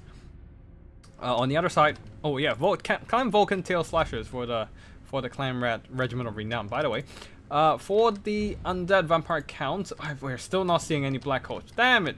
Well, I just want to see a Black Coach on the battlefield. What are you doing, Under the Lion? Anyways, we're not gonna see a Black Coach in this tourney, unfortunately. Zombies in the front line, backed up by skeleton spears. Verix Reavers, the Feasters off in the dark. Once again, you rarely see these guys, but we're seeing these guys every time in this Regiment of Renown tournament. Leading the army is Manfred von Karstein with Unholy Lowstone Corpse Cart on the ground, more Blood Knights, and Devils of Shratsofen, and some Felbets. And yeah, that's it for the army builds for both sides. Let's go into normal speed. Why are there no RRs in the army? Well, it's not 100% RR in every battle. It's like, it's a minimum 5, but everything else can be non-RRs in every army. So yeah, and some armies simply do not have enough regiments of renown to get a flexible amount of to get a flexible combination of regiments of renown. So I just gave them like the ability to, okay, you can use normal units instead, but they have special rules exceptions and stuff. But anyways, Avalanche Mortars opening up onto the undead formations, clearing out their chaff ASAP. It's probably not going to be worth it for the ammo, but it's not like they have a better target to aim at. They can shoot at cavalry and delete them, but only when the cavalry is static. Otherwise, the mortars won't be landing fast enough. I have to go to bed, but we'll watch the end of the stream tomorrow morning. Vampires for the win, I hope. Yeah, no worries. Oh, all good. Thank you for showing up to the stream. I appreciate everyone joining me in this for Fun 20. Just seeing some random regiments of renown showing up. Although Skavens have very good regiments of renown, so not all of them are random. But yeah, Königstein Stalker is getting deleted by the Avalanche Mortars, but these are just zombies and skellies, so the vampire counts are definitely not in as much of a trouble as normal armies getting deleted by Avalanche Mortars. Now, Feasters in the dark are revealing themselves. They're getting close enough. Fate of Buna onto the Poison Globes, trying to delete them, but it's taking them some time to go down. Oh, here comes the Howling Warp Gale. But is there any follow-up? Yes, there is. Teeth-breakers right behind the Howling Warp Gale. Manfred straying too close to the enemy formation, and he got locked down by the Howling Warp Gale. There is a Warp Storm Scroll incoming soon, I believe. Yeah. Manfred is gonna get permanent locked. Oh no, he's getting deleted by the Teeth-breakers. Anyway, zombies and skellies are pushing up into the front line, but they are not gonna save Manfred. Where's the Warp Storm Scroll? Come on, get the Warp Storm Scroll. But yeah, Manfred taking so much damage, he is forced to back off. If there was a Warp Storm Scroll, Manfred would be dead. But yeah, anyways, Felbats are finally there to shut down the Teeth-breakers. Blood Knights are jumping into the back line as well. While the Verix Reavers and Vargeis are jumping onto the ground, trying to shut down the enemy missiles, and Dwarfing Man is shutting down one of the Poison Globes, which is great. But the Teeth-breakers are soon going to be online again. More Avalanche Mortars dropping in. Oh, the Teeth-breakers are online again, and Manfred still standing in front of that formation. Oh no! He's freeing up some units in the front, but here comes the Warp Storm Scroll. Howling Warp Girl's second cast. Yeah, Manfred is not getting out alive this time. Nope, never mind. Devils of Stratsofen are nearby to silence part of the Teeth-breakers. Only part of them, though. The rest are still firing in guard mode, and Manfred dropping down onto the ground, trying to temporarily get away from the Teeth-breakers. And indeed, he has survived with an Invocation of the Heck, trying to heal him back up, as the Teeth-breakers are now shut down by the Devils of Stratsofen, who does have terror that shot units into rout even earlier. Yeah, but yeah, on the far side, the Verix Reavers are getting a decent fight, getting a nice charge into the Red Ogres, who are just too busy fighting Vargeis. But here comes Dwarfing Menace and Blood Knights. Where are you? Slow down a bit there. Blood Knights are still completely healthy, as they were just chasing down the Poisoning Globes, and the Skaven Slaves are not really a threat to them. Over here, Morsqueta's Hellion, seeing a weakened Manfred, decided to go and challenge him in a 1v1. And let's see if Memphis can get out in time. He's poisoned though by something. But what? What did he see poisoned by? Okay, never mind. Oh, he got hit by a zap, which is a contact effect of the Morsketar's Hellion, increasing cooldown of abilities by 10 seconds. So even if abilities are not on cooldown, they are in a 10-second cooldown now. So no healing on himself, and there are no units nearby to bail out Manfred. This is going to be a big trouble, as there is once again another Howling Warp Gale. Manfred is locked down. He is not flying yet, but he does have the flying trait, so he is locked down nonetheless. And with Poison Wolf Rats jumping onto him, and Morsketar's Hellion still just stabbing in his back, that is the end of this Vampire Lord. And yeah, I think that Manfred goes down soon. All the Teeth Breakers have returned and just shredding those Devils of Shradsofen. While the Blood Knights are still quite healthy, not as healthy as before now that the Poison Wind did get a volley onto them. The Undead don't really have much left. Unfortunately, like, Devils of Shradsofen got a charge onto the Teeth Breakers, which is great. Great stuff, but yeah, I don't see how they can bring this one back. There are only some zombies left, and Unholy Loathsome Course Guard. Blood Knights are still a bastion of strength for the Undead, for the Vampire counts, and they have some self-healing cavalry, indeed. Other than the Blood Knights, the Varix Reavers also have regeneration to heal themselves up. But yeah, Teeth Breakers are going down. But what are they gonna do against Morsketar's Hellion? That's the real question here. The Blood Knights and Varix Reaver can charge down a lot of the Skaven chaff and whatnot, but with the Gracier and the Morsketar's Hellion fighting back to back, shoulder to shoulder, this is gonna be a big problem for the Undead to deal with. And Varix Reaver is also taking quite a bit of attrition damage every time they charge into battle. Charge into combat. Where are the Blood Knights at? Oh no. Yeah, every time they charge in, they try to pull out. And but yeah, that just they just take a bunch of attrition damage, goes down, and that's GG. As army losses strikes down the rest of the Vampire Count's army, and they all crumble back to dust. Yeah, this is a tough fight with these melee troops. They're getting heavily targeted by avalanche monsters, but most damning of all mistakes, I think, is just Manfred straying too close to the Teeth Breakers and getting absolutely shredded without doing too much in battle. Man, those Teeth Breaker volleys are so devastating. With them actually being decent-ish in accuracy these days, they are a very, very threatening unit, and I dread fighting them myself. But yeah, GG to both players. Very nicely done by everyone here. And yeah, Avalanche Watchers, man. Deleting all the zombie chaff. But the Howling Warp Gale spam, man, that was brutal on Manfred. With the Teeth Breakers shooting in as well. God fucking dang it. Morsketar's Hellion also got some good value onto Manfred, getting some great work done. Now, next up, what do we have? One last battle, one last cast. It is the Tomb Kings versus Grand Cathay. And we shall see. Because we've seen Grand Cathay winning 3 battles so far. We shall see if Grace can win this one battle as well. And reigning coming in once again with Grace of Kuei-Yin, Bandits of the Silver Road. We have the Empress Crowman, and the Righteous Dancers of Wei Jing, and the... Holy shit. Hold on a second. I think the internet is giving me a lag spike again. Hold on a second. I think it's stabilized. Alright, we're back. One last battle. This time, yeah, the Terracotta Sentinel, the Green Guardian Regiment of Renown. So that's basically all the regiments of Renown on the Grand Cathay side, as even the Dune Dragons are on the field. Yeah, that's all the regiments of Renown. We have, oh wait, no, minus the Regiment of Renown Zhanggu War Drum. So there's that. So for the army builds for the Grand Cathay, front line of Peasant Long Spears, backed up by a couple of the missiles, Grace of Kuei-Yin, Bandits of the Silver Road, Dune Dragons being the anchor here, Green Guardian, we have Peasant Long Spears in the skies, Empress Crowmen, and the Jade Lances. Miao Ying, the Storm Dragon leading the army once again with the healing spam regrowth. It's going to be a pain in the ass to deal with. Also coming in with Missile Mirror to silence the Tomb King's possible missiles, while the Tomb King's here. Coming in with Screaming Skull Catapults. Once again, they misread the rule, but whatever. We'll let it be. Blast Legion of Akef, Chosen of the Gods, and the Venom Knights of Aseph.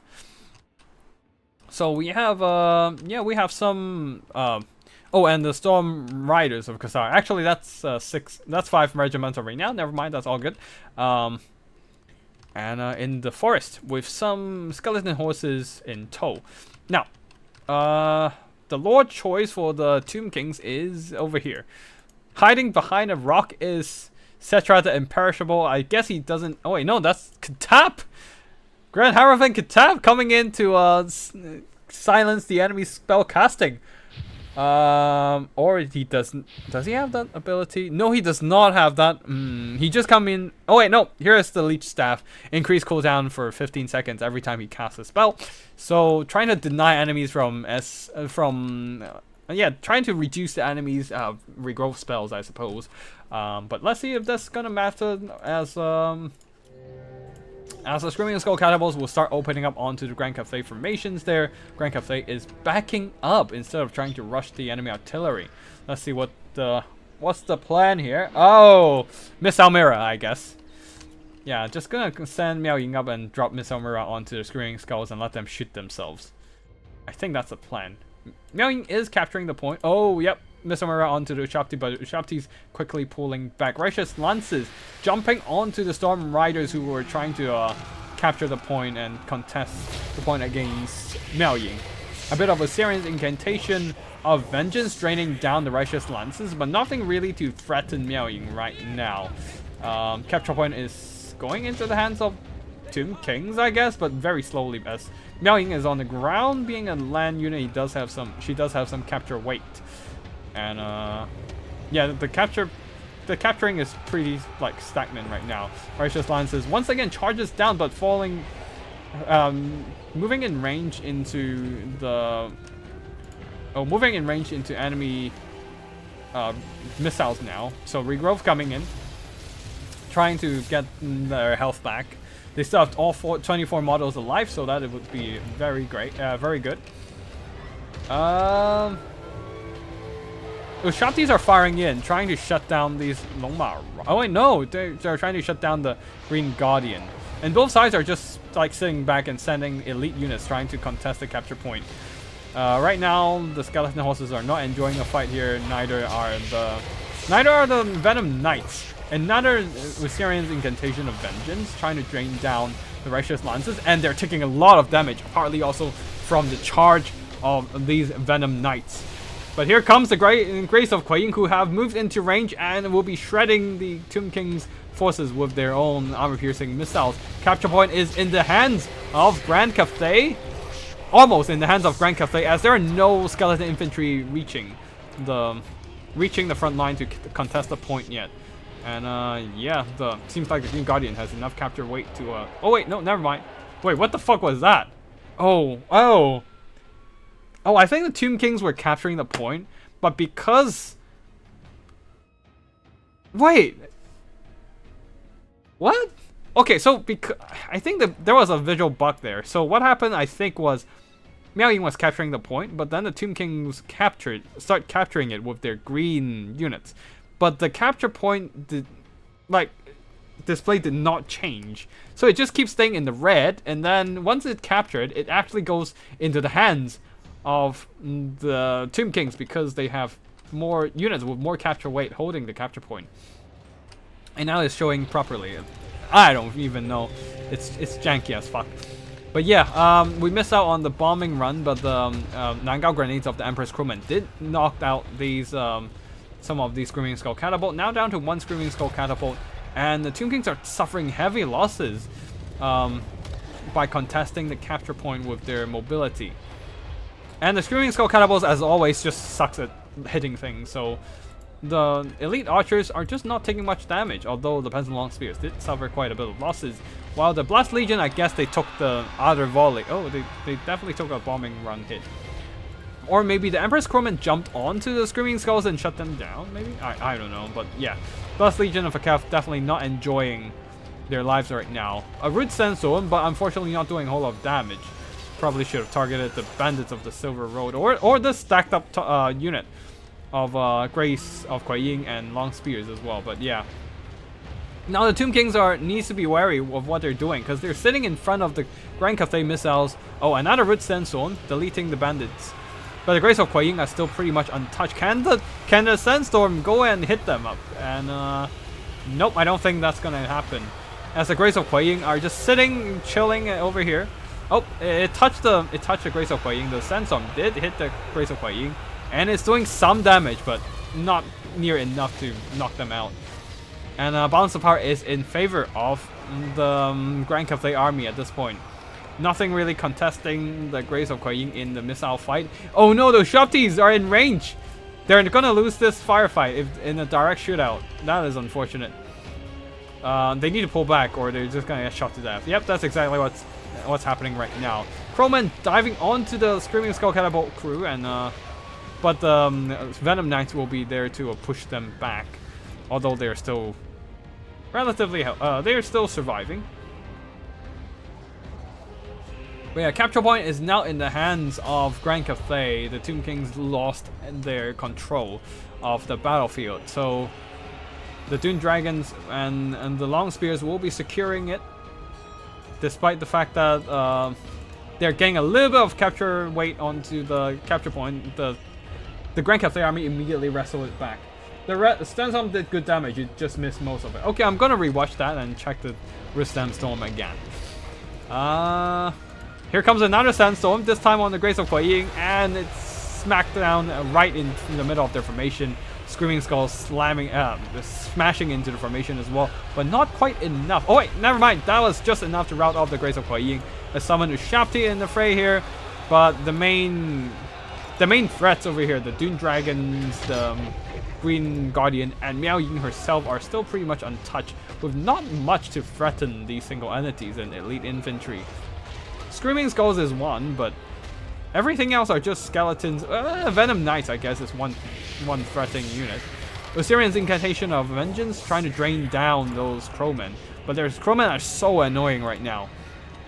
They have done a lot of damage and disruption into the Tomb King's forces, and now just trying to squeeze out the last bit of value before they go down by whittling down the Ushaptis as well. Screaming Skulls now smashing into the Dune Dragons, but not doing a whole lot of damage, and not a whole lot of hitting as well. They have absolute abysmal hit chance accuracy. But balance of power is back to middle now that the Tomb Kings have mostly secured the backline. But oh wait, nope, never mind. Jade Lancers jumping in once again, trying to shut down the Screaming Skulls, but here comes the Skeleton Spears and Venom Knights to shut down the Grand Cathay mobility. But yeah, nothing. I don't see how they can shut down Miao Ying. That's the main problem here. Even if they can get the Screaming Skulls online and blast away the Peasant Long Spears, what can they do against such oppressive single entity spam? Well, not really single entity spam, but the two single entities will still be a main problem. Ushaptis can help, especially against the Green Guardian here, but the rest, I don't know. The Chosen of the Gods have ran out of ammo. They need to go into melee now. And they might want to just bum rush those Grace of Kuei Ying as they are taking heavy fire from them. And they do have the armor piercing in melee to break down these armored missile infantry. But they're getting blocked by the Peasant Long Spears, and they're stuck on the unit. No! No, they need to keep pushing. They need to just keep pushing towards the Grace of Kuei Ying and drag them into a melee fight and beat them down. But no, that's not happening. Never mind then. The Screaming Skull Catapults are also fading away into the dust.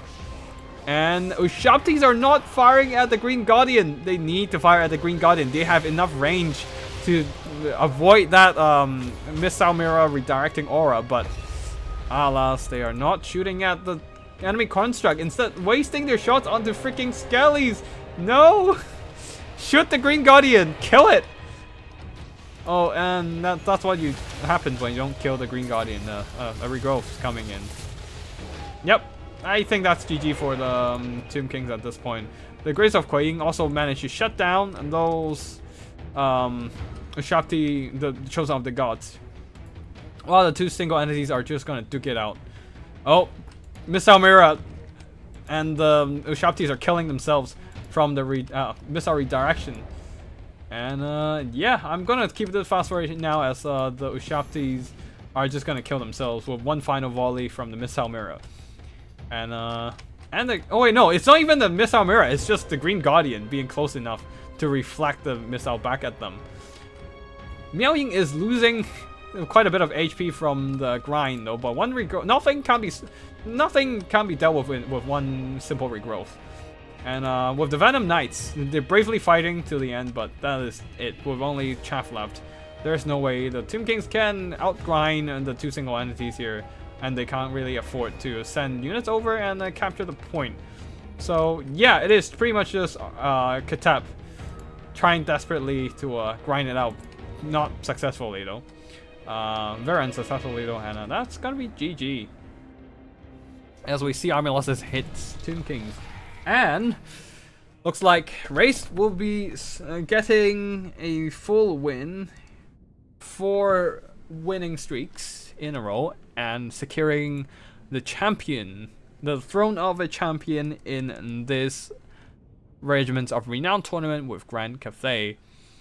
And yeah, Skeleton Archers didn't do a whole lot of damage. I need to check what happened to them, to these Blessed Legion of Akef. And the Venom Knights are actually very good in this battle, almost killing Miao Ying, but unfortunately she does have regrowth, so in the late game that didn't matter. And Screaming Skulls are so shit! Some of them fired like most of the battle, but still not even earning back their own worth. And Katep did a lot of good work, I assume, partly because of the Sandstorm, but alas, there's nothing to kill the single entities outside of the Ushaptis, who did not earn back their own value. Not exactly firing at the most optimal targets there. And yeah, Grand Cathay will be securing victory this time. Just gonna quickly go back to check out the Root Sandstorm and what happened to the Fakef. Just skipping chat tabs, 2.7k. I mean, he did great. He dropped a lot of Root Sandstorm, great stuff. But yeah, he was not there to kill single entities, man. He couldn't do it. Ah, there we go. Just needed to complain. Yeah, we're gonna rewatch that. Oh yeah. I guess there's a little bit delay between me talking about Katep and you hearing me talking about Katep. All right. Anyways, I'm gonna quickly check what happened to the Blessed Legion, and also check out some Brute Sandstorm, and that's gonna be the that's gonna wrap up the tournament. Let me just fast forward.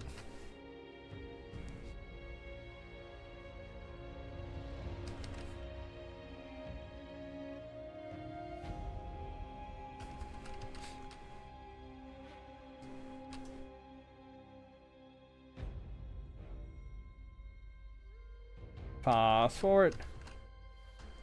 Alright, the Blessed Legion gets bombed to dust. Yep, that is a pretty damning bombing run. One volley and then almost the whole freaking unit dead. And then they jumped onto the Screaming Skulls, who were not well protected. It's a bit late to respawn, and unfortunately the Screaming Skulls paid the ultimate price. Right, Roost Sandstorm, waiting for the Roost Sandstorm to come in. And you can see the Screaming Skulls are so shit. Even if they land a hit, they just don't do much damage. Holy fuck. Oh, that's the Roost Sandstorm right in the middle of your own troops. I mean, honestly, I don't see that doing much damage. Just a little bit onto the Dune Dragons. Oh wait, maybe I'm wrong. Wait, what did they kill? Let me rewatch it again. What happened to the Root Sandstorm? What? I missed things, but what did I miss?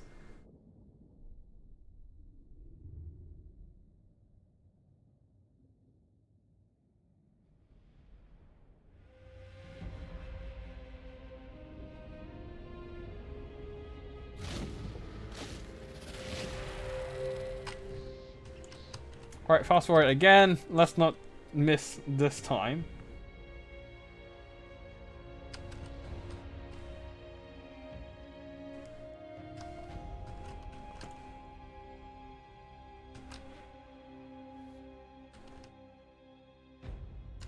Okay, what happened to the Root Sandstorm in the front line there? I think it mostly missed proper targets. I don't think I was wrong either, so we shall see.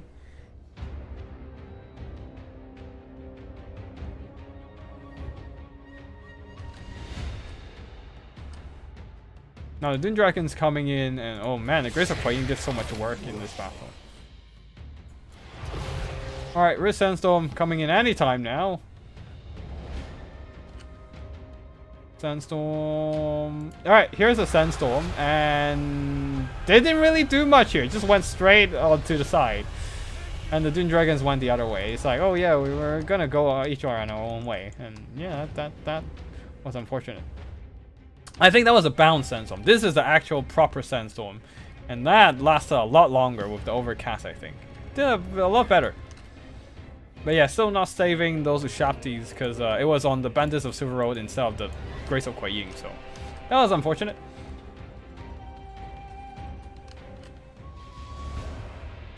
Oh no!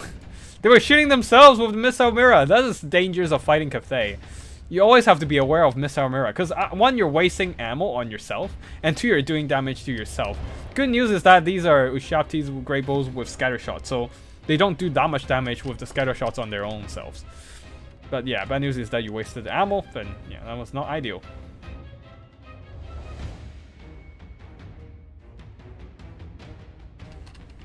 I think I forgot to check out the Grace of Quaying's damage value, so I'm gonna fast forward to... I don't... Should I know that Dune Dragons know how to counter Sandstorm? Yeah.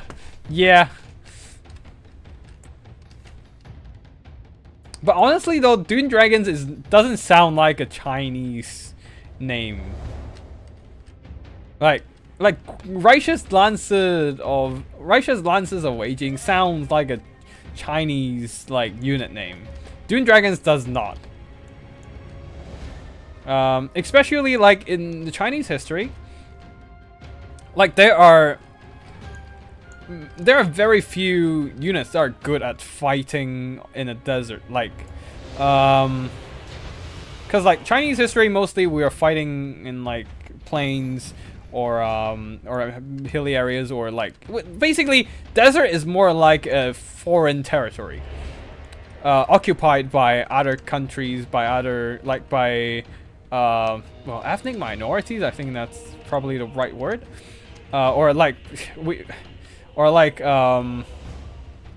Basically not Chinese not Chinese forces. And like, cause like almost none of our territories are like deserts, right? So I guess it makes sense for Grand Cathay because they have a lot of they do like if they have a unit that is great at fighting outside of the Great Wall of Cathay. But it doesn't make sense. Yeah, it doesn't make sense in the sense of like a Chinese themed army, like something that sounds more like a Chinese unit would be like a guard of dragon and tiger, something like that, because we literally have the tiger cavalry, the leopard cavalry stuff in the Three Kingdoms. And yeah, it's just or like a lot of units, the elite units are named after like the area they come from, instead of like Dune Dragon, something, instead of like terrain they fight at. So I don't know, that doesn't feel like a very like Chinese themed name with Dune Dragons in there. Grace of Quaying sounds like a Chinese name because they do name after like a some kind of noun, some kind of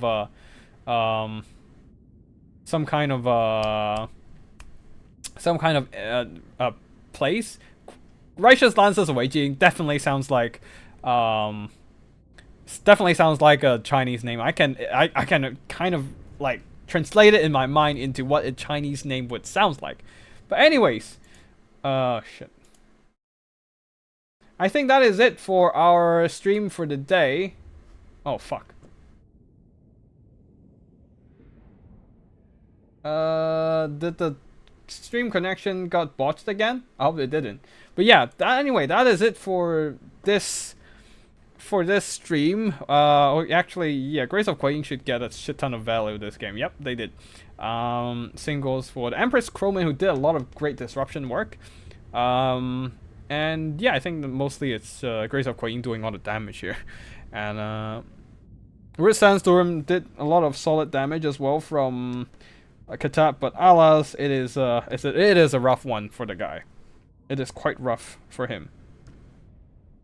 So there goes that's basically it for today's battles. I hope you all enjoy today's stream of Regiments of Renown Theme 20. Next week and maybe even the week after, we're going on a couple weeks break, as I do have some medical stuff to sort out. It's just just minor stuff. Don't worry about it. But that means I won't be available to do the stream and will be taking a short break.